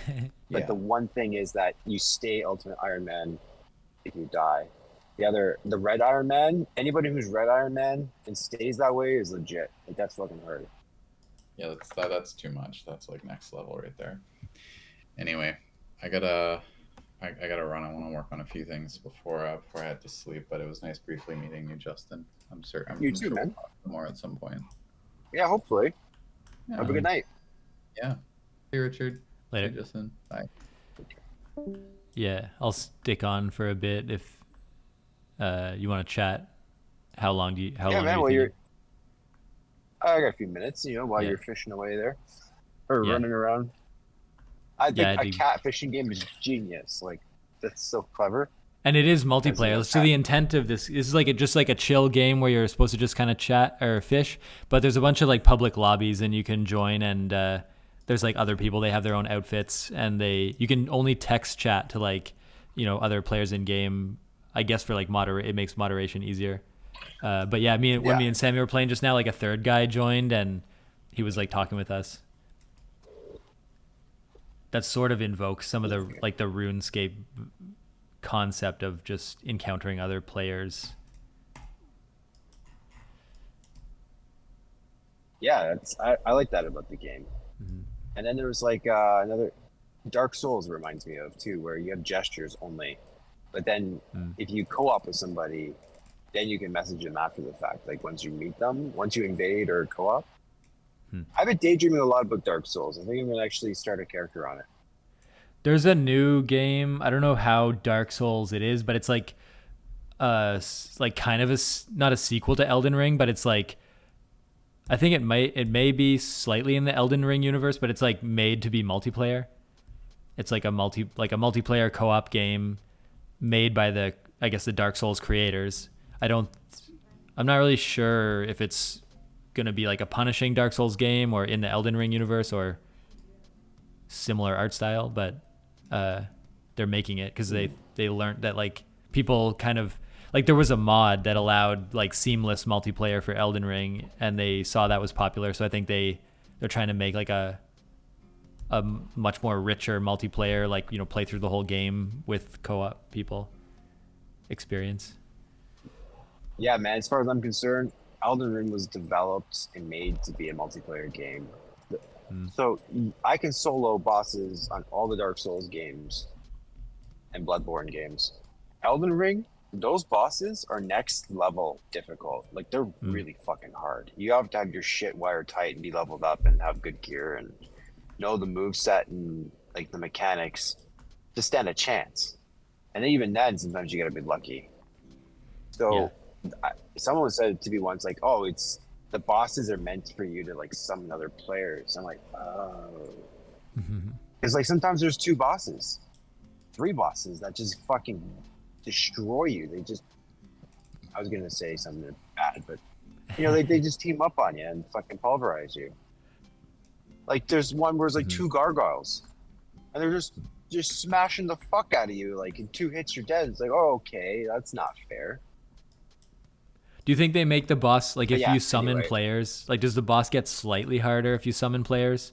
Or you think it stays the same and so there's like only benefit? Yeah, yeah, I think their HP pool grows a lot. Actually, I don't know if their attack goes up, but yeah, I think their HP pool goes up. And the thing is, though, if you can like not have the aggro of 2 bosses on you, that's already game changing, even if their HP's up. So like splitting the amount of DPS that's coming your way. So at least if you dodge, you're not getting hit at the end of your dodge by the other guy that's fucking slamming you with his, I don't know, halberd. But Elden Ring is really, I really like Elden Ring. And then the DLC I've stayed away from because, you know, I value my time and I don't want to spend the next 100 They should make a fishing game in hours Elden Ring. if I'm single. That if. So, what's that? They You say should that just again? I make think I like heard a that, like so. a relaxed multiplayer fishing game inside Elden Ring. Oh, yeah? They should do that. Yeah, just like use the same like world, give everyone like fishing rods, and then you can just like play like some combination of like RuneScape and this catfishing game, but in Elden Ring world. They did that with Elder Scrolls Online. I'm pretty sure there was like this like sub community of fishers, and there was like this achievement called the Master Angler, and you get like a pink dye or something, and it's really difficult to get because you have to go to each area, each map to fish, to collect all the special fish with certain baits. But the chance of you getting it is by yourself is like super low. And so the chance of you getting the more rare fish increases when you have more people fishing the same spot. And so you have like fucking designated fishing parties going out. It's, I never joined in, but I heard about it. I was just like, okay. I like pink a lot, but I don't like it that much.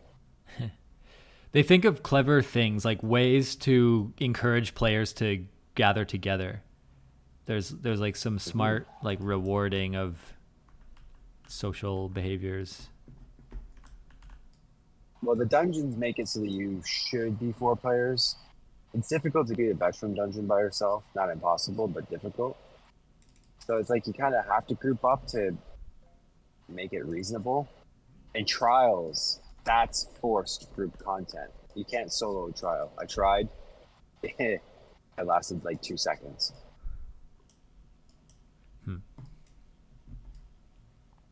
So yeah. Trials are 12 people, and you have to be super coordinated. The mechanics are very punishing. Even if your character is like completely fully maxed out, doesn't matter. You don't follow mechanics, you're wiped out. Yeah. 60,000 damage when your max damage, like max hit points for a DPS is like 30 if you're a bit on the plump side. I'm usually like around 25 because it's all about damage, right? Like you got healers and shit, so you just want to be pure damage.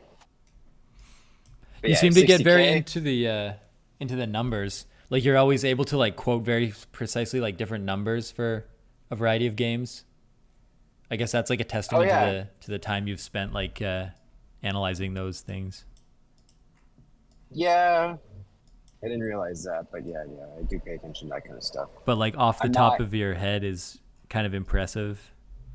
That Oh, hey man, you think that's impressive? Talk to Nathan. He'll tell you like the fucking code in the background and how damage is calculated and defense is negated, and it's like, oh, yeah, okay, just tell me what meta is, bro. Like, I want to know what sets do the most damage, and that's it.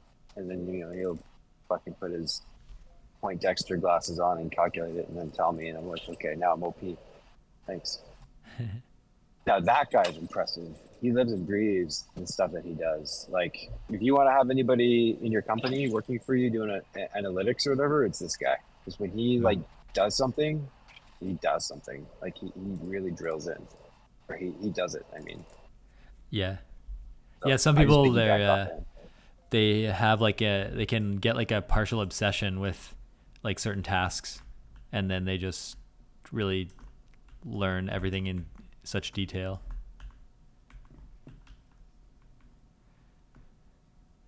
Not me though. I do some fishing,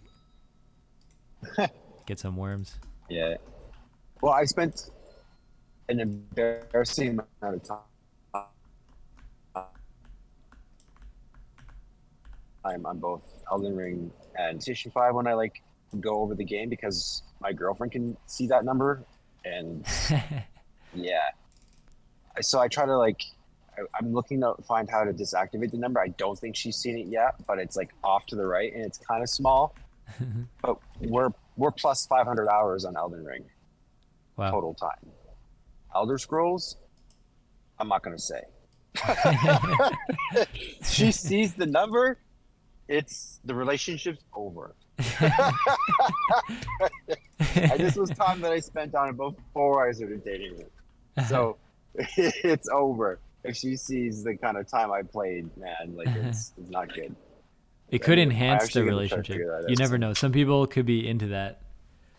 You have to Maybe. do a test somehow.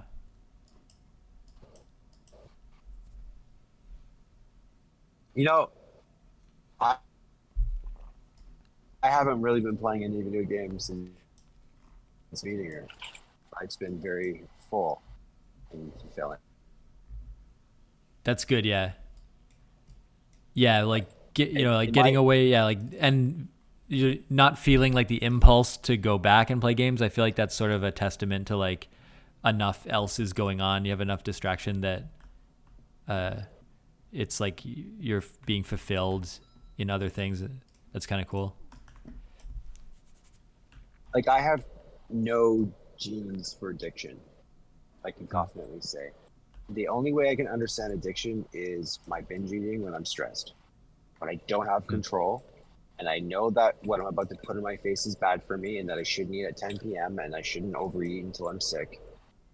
But stress, how it overrides all logic when you're stressed and that like the vision starts to narrow. That's the closest thing I have, I think, to addiction is the need to eat when I'm stressed. Outside of that, man, I don't understand addiction. So like people are like seriously like I get what it's like to like need to escape, and I've done that with the video games before. But I get bored, and when I'm bored, I'm done. Like I need to do something else. Like it's not addiction in my mind. Yeah. Like I guess, yeah, there's like there is like burnout.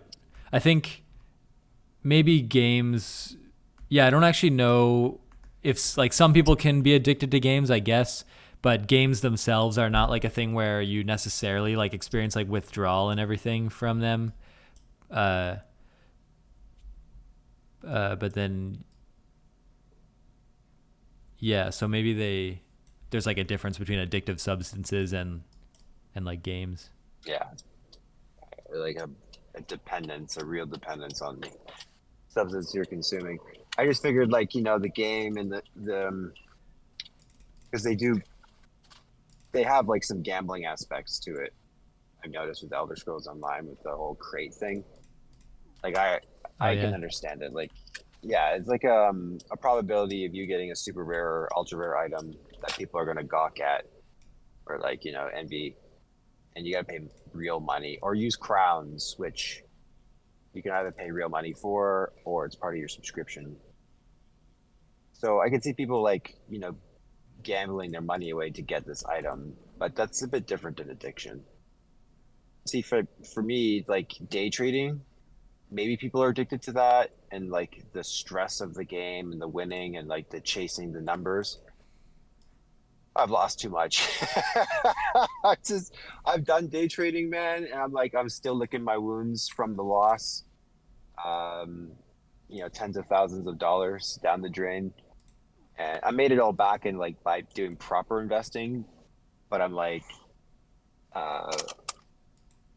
I was like, I could just have that money, but you have to learn your own lessons. I hear from everybody, don't day trade, and now I've done it, and I can understand like FOMO. And when you have FOMO, don't invest. Like every time you do when you have FOMO, it's the wrong time. When you invest in something, you do it before everybody else does it, then you get the gains. And if you choose not to pull out, once it does crash, you probably still have some great gains.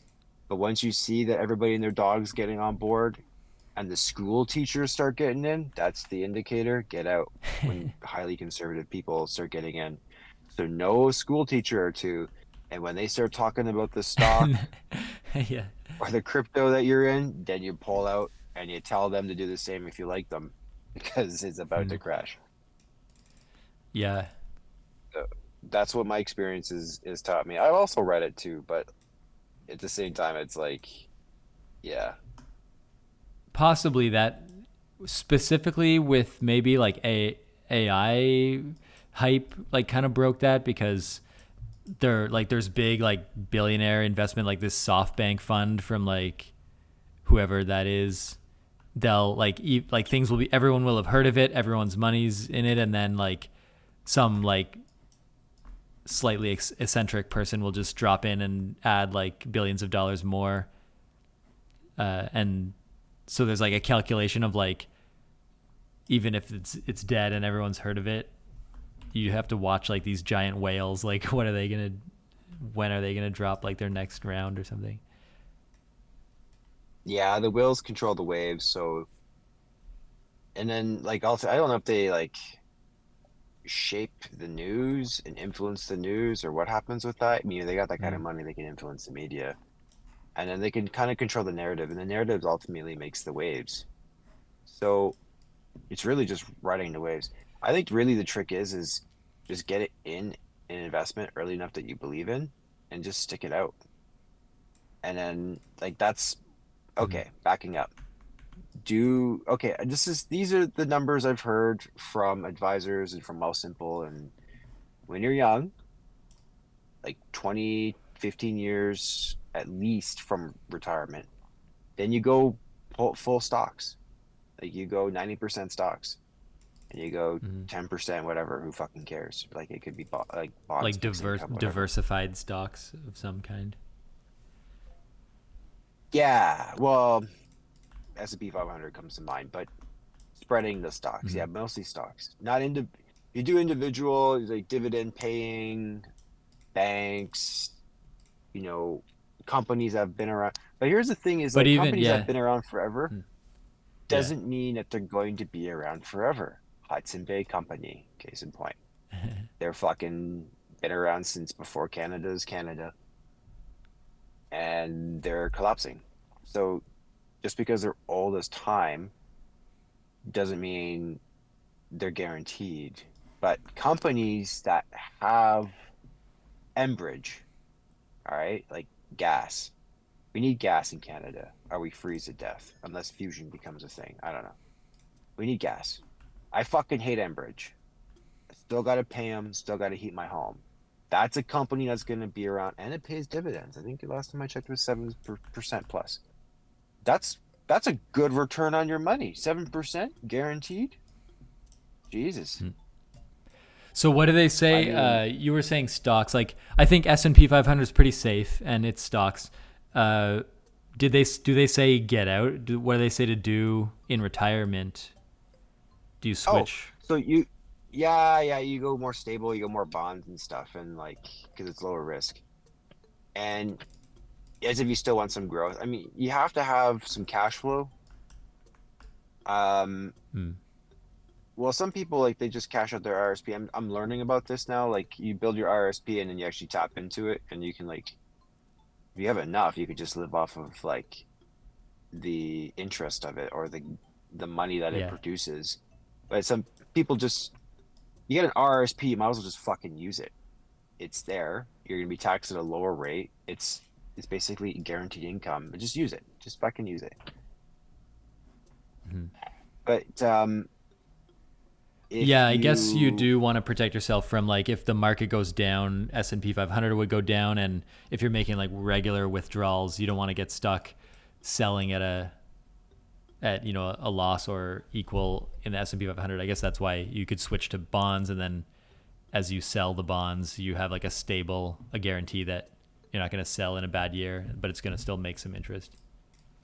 Yeah, so it's more stable and it doesn't like, ebb and flow as much or increase and decrease as much. So, um, but that's the idea. As you get closer to retirement, you want to become more conservative and you don't want to have the market crash when you're about to pull out money and use the money. So you want to like safeguard it and move it over. And the percentages I've heard were different, but like 60% stocks, 40% bonds kind of thing. If you still want growth, and then, moving more and more towards bonds, fixed income, that kind of stuff. So like Enbridge is interesting because it's dividend paying stock. And so you buy the stock, you ideally buy low, and there's a chance it can go up, which increases the value of the stock. But at that point, it doesn't matter if it's paying 7% per, I think it was a quarter. Pretty sure it was a quarter or per year. That sounds high. 7% I think it was a per year quarter. makes sense. 7% I a was- I quarter think is it was- pretty high. I think it's 7% per year, but paid out quarterly. I'll Oh, double yeah. check. But that's cool. That's cool because if you're sitting on like 2 million or $1 million, 1.5. I'm not saying go all in an Enbridge, but you can live off of 7% of $1 million, can you? Mhm. Pretty sure you can. Yeah. That's a nice, decent salary per year, and it doesn't really touch the bottom line. You're just living off dividends. Mhm. So, and there's also the chance that the stock could go up as well. But if it's not a TFSA, then everything's taxed. So everything outside TFSA is gonna be taxed. So any gains you get, if you cash it out, you're gonna incur capital gains taxes. So at least in Canada, I don't know the rules in the States. But yeah, it's interesting. Like as I make my mistakes, I'm learning like what's good and what's not good. And the market's people are very uncertain. But this is just, and people are like, panic selling, of course, because they don't know and they don't have the knowledge. And I'm just like, it hurts. It hurts to see that my portfolio just dropped by 100K. It really fucking hurt me. And I'm like, I lost some sleep, and I'm like, what am I doing? Who cares? This will recover. Yeah. Capitalism will prevail.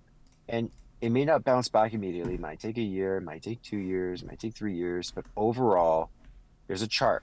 I'm gonna look at the chart right now. I'm talking to you. I just saved it, and I have yet to archive it in my notes. Okay, if you invested, I mean, irrelevant in that you haven't been alive for 2 centuries, but if you invested Or like, $1, has anyone ever yeah, lived for 2 centuries?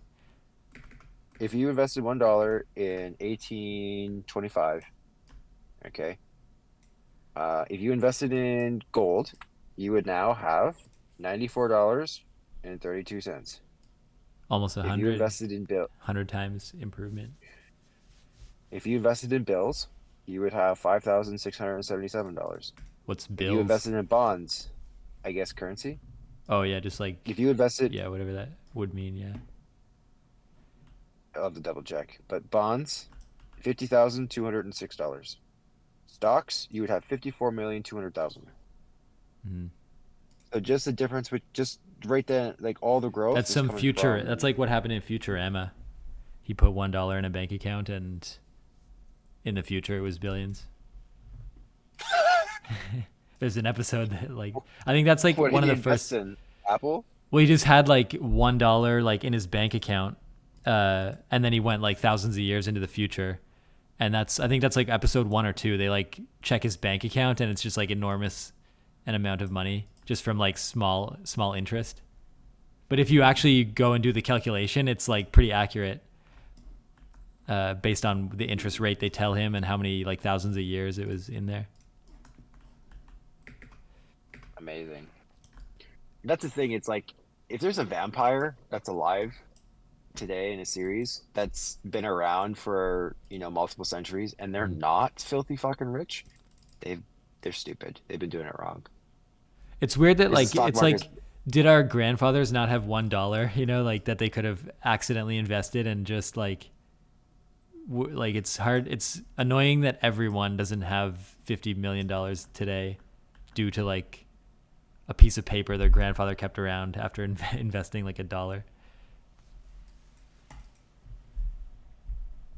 Well, the thing is, like, they die and it has to get handed down, right? And then Yeah, there's inheritance gets a taxed into lot the of ways. ground and Yeah, split, yeah, and that destroys the compound interest for sure. If there was like a family trust, maybe the ultra rich do this. I don't know, and I'm curious. If there's a family trust, like it belongs to the family, okay, and like I don't know, like okay, like a small family. So it's like mother, father, kids, and then it's passed down to the son or something, and I don't know, like fucking royalty. No idea. Where it's like passed down to the eldest son kind of thing. And then the rest kind of live off of like the land and they get to enjoy all the perks, but really all of it belongs to the eldest son. Just thinking of, royal times. Um, then like if you sat on that kind of wealth and it continued to stack and you didn't spend it all and you had the estate and you just kept growing and you had the other family members, the siblings and whatever live on the land as well and benefit from it, but that massive amount of money just continued to grow. Maybe that could work. I don't know what the ultra rich do. I I really don't think know. I think something like that. Like I'm pretty sure like rich families do pass down like houses and accounts and trusts. There is a thing called like a trust fund baby. That's like, when a kid grows up with a trust fund that's going to become theirs like when they turn into an adult, and it's like enough money where they never have to work. And like, but it's like a derogatory term because the idea is like if you're a trust fund baby, you don't have to like try at all in life, and that makes you sort of like you don't have an opportunity to grow. I want to add to that though. It's like, not in the sense that you have to do it to get by, but at the same time, if you have all the resources, you have all the potential. And not everyone's going to use that potential, but if you don't have the resources, things are stacked against you. And Yeah, you could be super smart, but if the right people don't take notice, you keep getting shit on, you're not going to go anywhere. yeah, So if you have the resources and people believe in you and yada, yada, yada, you get what's called the Pygmalion effect and you will excel. And even if you are great, high IQ, and you're told you're shit and stupid because you come from a poor family, it's the Golem effect. And you're going to do worse and your IQ is going to drop. mm-hmm. So these people who have life handed to them, they may not know extreme hardship or anything like that, but it doesn't mean that they don't have potential to do great things. Yeah. In a sense, I they get like robbed of the opportunity to live life in a more direct way. In a sense, like it's a little bit unfortunate. Like they don't get to choose, but they have this uphill battle in terms of like learning to put in effort is, I imagine, like harder for them. But equal like, but way harder obviously if someone is like poor or like undervalued. But then yeah, it's like ideally I think the place to be is like around the middle. Yeah, it's like it's too bad that we associate value with money and that, someone is only worth what their net worth is. Because like for Mm. instance, like I'm still the same dude. The difference is I'm a little bit older, a little bit wiser, and sure I got bigger numbers in the account, but I still drive my Forerunner. I still wear the same pair of jeans most days. Same pair. Like I'm pretty gross actually. I wear If like the I same pants for quite a while as well. Yeah, if I don't sweat in them, it's fine. I change my underwear and my socks are merino wool, so I don't fucking care. Those things don't stink. And like, I don't have a lot of clothes. I don't have a lot of things. I don't look rich. Mind you, I'm not rich relative to some of the fucking money I see out there. but I'm not a hurting unit and I'm not a slave to the system anymore. But you wouldn't be able to tell. When you look at me, you're just like, oh, that's just a normal dude.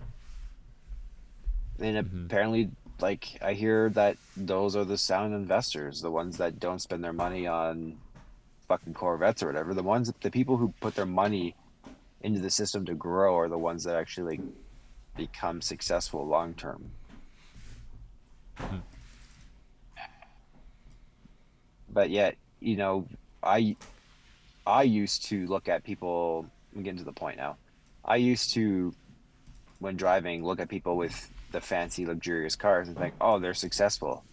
They have money. They've done well with themselves. But I didn't realize that a lot of people are just leveraging a lot of debt. Yeah, that's They true. buy the cars with their fucking capital. Like, instead of putting the money to work, they just buy the car, which is depreciating liability. Just stupid. Yeah. But here I'm sitting envying them, thinking that they're successful because they have a status symbol. And that's not right. It were people who buy massively large houses that are beyond what they need. And, you know, they have to close off most of the extra rooms they have because they don't want to heat them. They don't host because they don't have the resources to, and they're house poor. And, like, you know, they create this perception of like wealth and success, but they're not. Yeah, So it's I was yeah, it's like I was we linking, sort of we can know that it's hard. It's hard, like where our brains are like in somehow like wired to like see, you know, these status symbols and buy into them, but then yeah, like logically we know there's nothing there. But it's interesting to think sort of we need to sort of like think a lot, you know, through it logically and talk ourselves out of it into reality. When like it's so easy to just like flash, you know, wealth with some kind of status symbol, and like I guess it works. That's why people do it, but it's not like it doesn't, you know, make them like a good person or like a well-rounded person or something. right. You and I know better, but I didn't know better before. I didn't know better before COVID. COVID kind of woke me up. Well, COVID woke me up for one reason, and then the fact that I was making $140,000 a year and redlining and going into debt as a minimalist. That was the other reason why I woke up. Because I had variable interest rates, because that was the old wisdom, have variable interest rates, because in the long term, they're cheaper than fixed. And then they also more flexibility. They give you more flexibility because you could break the mortgage for $3K versus $11K, which is what I was. I can't believe I listened to that fucking broker. Never listen to a broker. They just want your money. They just want the fucking commission.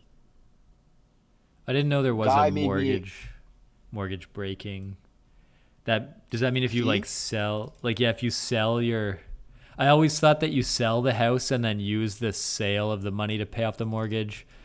But I guess that makes sense. Like the bank wants some money if they're not going to get like the continuous interest payments from the mortgage, even if you like pay off the rest. Like I know there's rules where you're not allowed to pay off the mortgage, but the fee makes sense. There'd be a fee, but that, I guess that confirms in my mind how the bank always gets their money one way or another.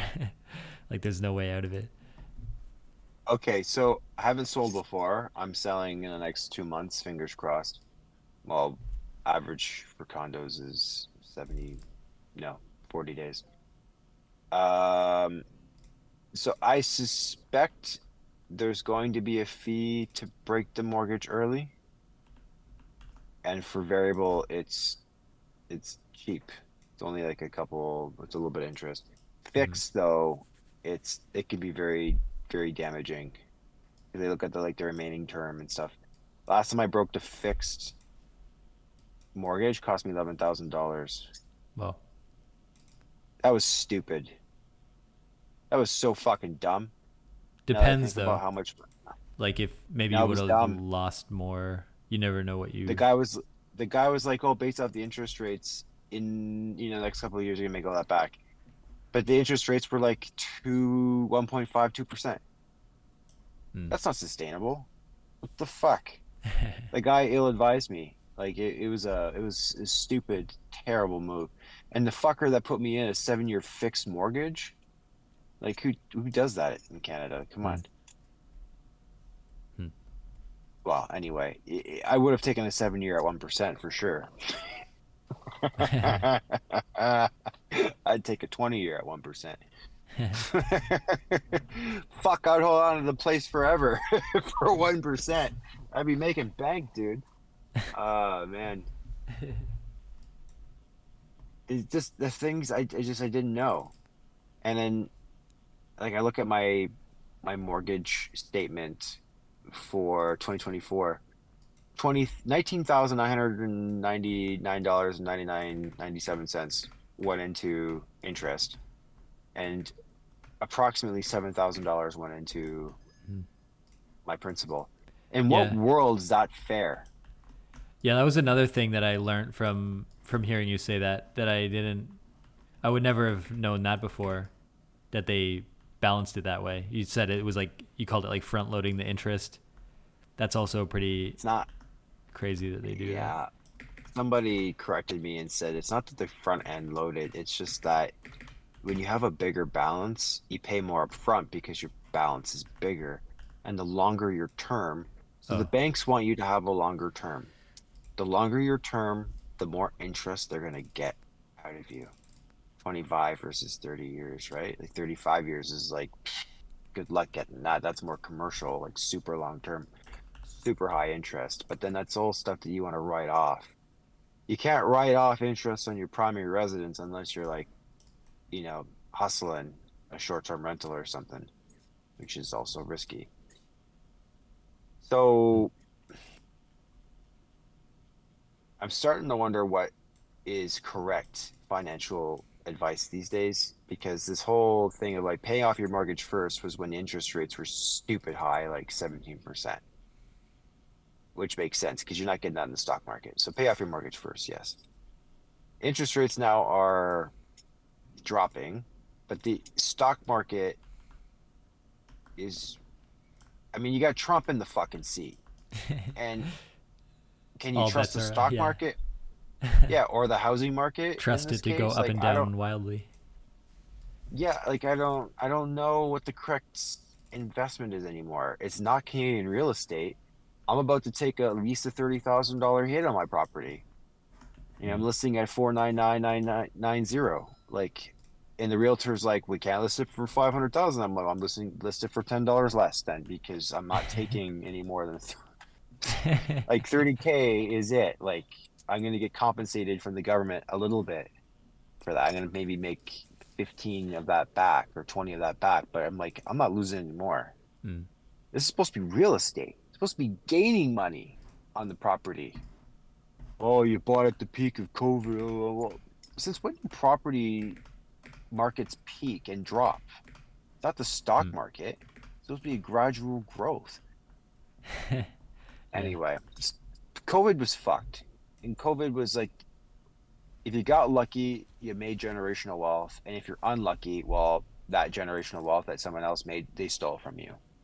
So I happen to be somebody who, well, I guess I was stolen from. I got kind of fucked, but not as bad as some people. Mm.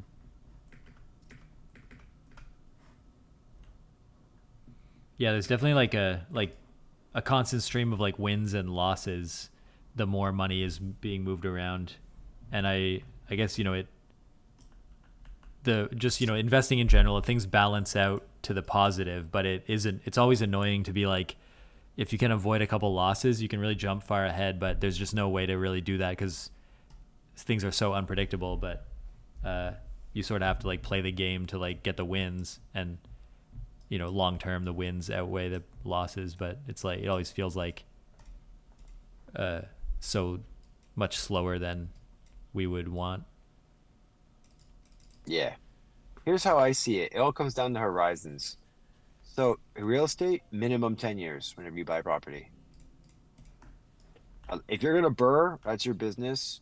And hopefully where you burr, there's no like flip tax or whatever else. And you want to do that work, it's a business. But if you're thinking, I'm talking about like passive, longer term investments, like when you put your money to work and you're not the one that's slaving away doing the work to make the money. Because as far as I'm concerned, when you do a burr, you're working. That's a job. So when you buy a property and you let it sit for 10 years and it gains equity because the market goes up because you picked a smart area that's being built up, and more and more families are moving in, driving up value, and because zoning's fucked and the government not subsidizing builders. Actually, I think they're starting to subsidize builders now. This is why, like, gotta sell before too many condos go up. Um, but yeah, the idea is like, so if I was willing to sit on this house for 10 years, when I bought my houses, the plan was to never sell. And when I bought this condo, I was like, oh, I'm never going to sell. I'm going to keep it and rent it out. But once you experience what it's like to be a landlord in Ontario and BC, and how fucked it is, and how you have no rights, and the rent control for anything under any property built before 2018, I believe. Why is there rent control? Like, let people make market value. Jesus. Anyway, I Yeah, realize, there's like a, I guess it's like a, like housing shortage, trying to keep people like housed, which it's like a weird, real estate's like a weird market because it's like ethically people need houses and need to afford them, but also it's historically been like a profit making thing. And so there's just like these competing interests where there's like no good solution, except the big landlords like that own like 200, 300 properties. They like lobby the government and they make sure like they win all the time. But like being a small landlord is, I think, signing up for, yeah, like some pain, because you're up against like people that are like fighting for their shelter basically. And so then even if you win, it's like not a fun like victory, I guess, because you gotta like win against someone else who's like stuck or something like that. yeah, housing should be a basic like entitlement, right? Especially in a shitty climate like this in the northern hemisphere, 100%. So the government needs to have subsidized living that's government owned, that's not for profit. And the better quality places, larger places, multiple bedrooms, multiple bathrooms, heated tiles, blah, blah, blah, all the fucking amenities and bells and whistles, that's privately owned. And so you pay for that. So if you're just a single dude or girl without a family, one single income, subsidized living, if you want to build a family together, combine your incomes, qualify for a mortgage for a more expensive place. Yeah. So I was reading an article about subsidized housing and how there needs to be more of it, and I totally and fully agree. The solution isn't fucking hurting landlords like the folks like me. Um, yeah, nail the people who are using AI to inflate the costs for newer builds, because they're able to increase drastically the cost of rent. And AI apparently is responsible for doing that. I've read that too. Yeah, AI But is quickly being responsible for everything that's bad. It's just finding a way. because this is see the loopholes for what they are, and just like, okay, we might as well exploit them, make money. That's what humans like to do. So people like me shouldn't be penalized for wanting to have multiple properties, especially if we're holding on to them as longer term investments. It's really in the government's best interest to not fuck us, because they're going to make their capital gains tax when we sell. So they're not going to make it when I sell my primary residence. They're going to make it when I sell these other residents, right? Like these rentals. So, but anyway, once I've learned the truth about capital gains tax and how high it actually is if you're not a business, and then all the risks that you're exposed to, and condos are just a bad deal because you got maintenance fees. You can't short-term rent them because the condo board, gets in your pants and tells you can't, and then the city comes and shuts you down. They actually fucking shut me down. They shut down my Airbnb, Yeah. and they're trying to shut me down in BC as well. I was just testing the market, and they're like, you need to be registered with British Columbia government, and so condos, like they just don't let you make money off your home. And so what it does, if by not being able to do short-term rentals, you can't write off half of your expenses. Right. It's another way to just make you pay more taxes, not maximize your tax benefits, or to get the maximum tax benefits possible. And that's kind of pissing me off that they're taking away my ability to exploit this loophole that I found. Because it's a loophole. By Airbnb my place for half the year, I write off half my interest, my mortgage, and half my expenses to bring down the interest or to bring down my taxable income by that entire amount. And so if I don't make that much money renting my place out, by the fact because I had it listed for half the year, I could still claim half my shit. But because the government's now saying I can't have an Airbnb, I can't put my hand on my heart and say I had this business. And so I qualify for half my expenses being written off. Yeah. And the bylaws of condos get in the way because there's a bunch of old fucking people on them who don't want high turnover. They don't want the noise. They don't want the issues. I actually get that piece, but at the same time, if you look at ratings as a host, because you're not an idiot, and you bring in people who have good ratings and who, are quiet and respectful, that's low risk. That's lower risk. It's not low risk. There's always risk. Yeah, they should just put a cap or like a floor on the ratings of the guests that you're allowed to accept rather than blocking the whole thing. Sure. But yeah, the bylaws are just like no short-term rentals. Yeah. And then they have the ability to complain to the city, and the city can shut you down. I've had it happen. But I was still able to do long-term rental, and I'm doing bunny ears for minimum 30 days. So I had someone in for 3 months. Yes, they did $2,000 worth of damage. However, I made $15K off of them.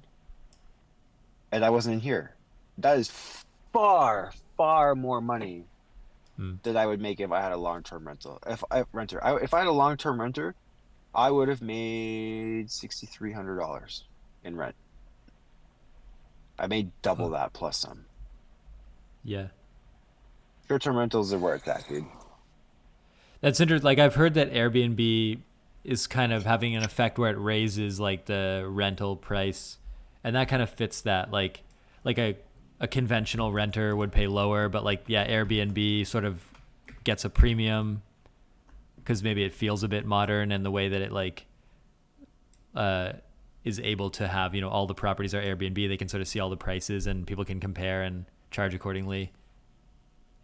I guess it's a way to get as much money as possible for the place. But then the effect it has is like if everywhere is Airbnb, it would be hard to find like a cheap place or something. Yeah, so I compared to commercial like hotels. And so the going rate for a hotel is like $100, $200, $300. You get a room, maybe 1 or 2 beds. You're surrounded by noisy fucking people who are completely and fully inconsiderate, throwing parties and waking you up at 2 a.m. The breakfast isn't edible. Don't even know why they call it breakfast. Coffee's terrible. And the customer service is even worse. And yet you're going to pay $150 to $200, and if it's like the hot season, you're paying more. You can't bring your dog in. You can't live there with your family long term. Yeah. So why would I go to a hotel and give my business if I can just do an Airbnb, pay $250, and have 2 beds, 2 baths, kitchen, living room, TV, streaming, backyard, right?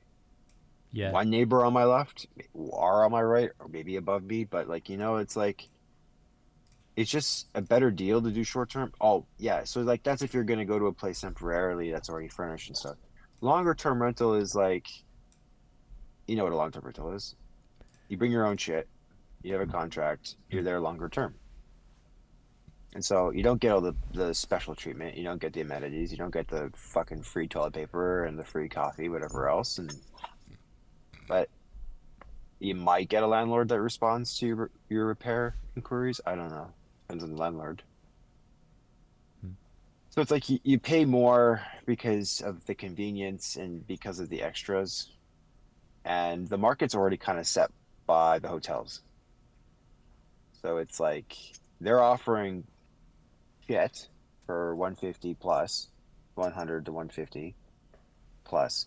So, people don't have an issue paying a bit more for a more comfortable accommodation that lets their dog in. I actually didn't want pets, but by not having it open to pets, I wasn't going to get any business because people travel with their animals. Yeah.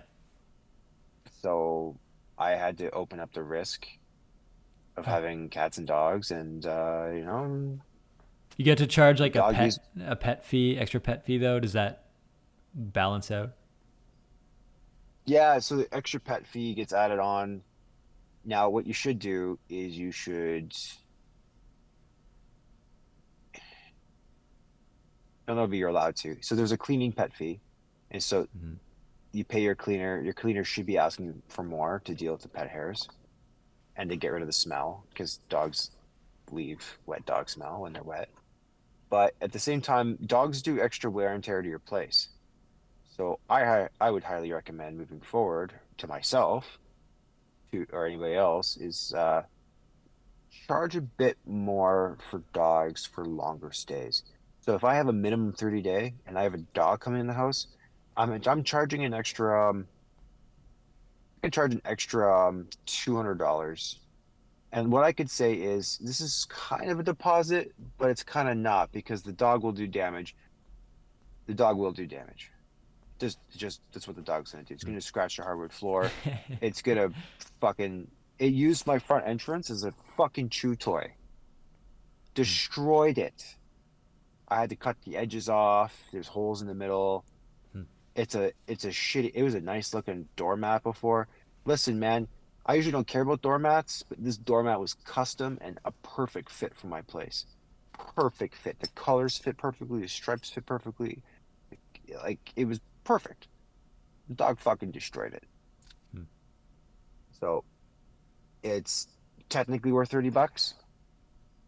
To me, priceless. It was a priceless doormat that this dog ate. So, and I still smell the dog oddly in the washroom. So what I think they did was they brought the dog in, they kind of like picked it up, they threw it in the bathtub, and they kind of cleaned it every time they went outside or something. I don't know. But the Huh. bathroom smelled like dog. It smells like dog. It smells sort of smelly. It's getting better with time. Yeah, you got But to yeah, get people get travel a with their dog that dogs. smells good to override the other dog. Yeah. But yeah, but dogs, animals wear and tear, man. You gotta be willing to pay for it. It's not it's not a fucking right to bring your dog into someone else's home. This whole service dog thing, no, fucking pay extra. The dog is still a dog. I don't fucking care if you need it because I'm a guy with PTSD saying this. I'm gonna pay more for my fucking service dog. Like it's just the dog is a dog. Like it's gonna have extra wear and tear. It doesn't matter if it's a service dog or not, and it's super well trained. It still has claws on its fucking feet, and it still could use your mat as a chew toy. So, and it still smells like dog. So it's still a dog. A service dog is still a dog. So fucking, but Airbnb's like you can't charge extra for a service dog. It's something like the government should pay for. Like if someone has a service dog and goes to an Airbnb, they should get like there should be like an extra fee for the service dog that is paid for by the government that they can just like easily claim as being like a person with a service dog where like everywhere you go might want like a hotel or whatever, they all may want to like take into account the dog, but it's not fair to either party, so then just have the government like give like some kind of yearly allowance, like so many vacation days where you can like claim the extra fee for the Boom. dog. Exactly. An allowance should be given for the service dog. Absolutely. Because I guess, there's, I assume, like some kind of disability allowance, but that's intended for like other things. So then you'd basically, if a person's like traveling, you wouldn't want to like inhibit their travel by having people refuse them or try to add extra fees. You just want to have like that paid for in the same way as that they would get another allowance. Yeah. Service dogs can't be refused during travel. I don't remember if I can refuse someone with a service dog as a guest if I choose no dogs.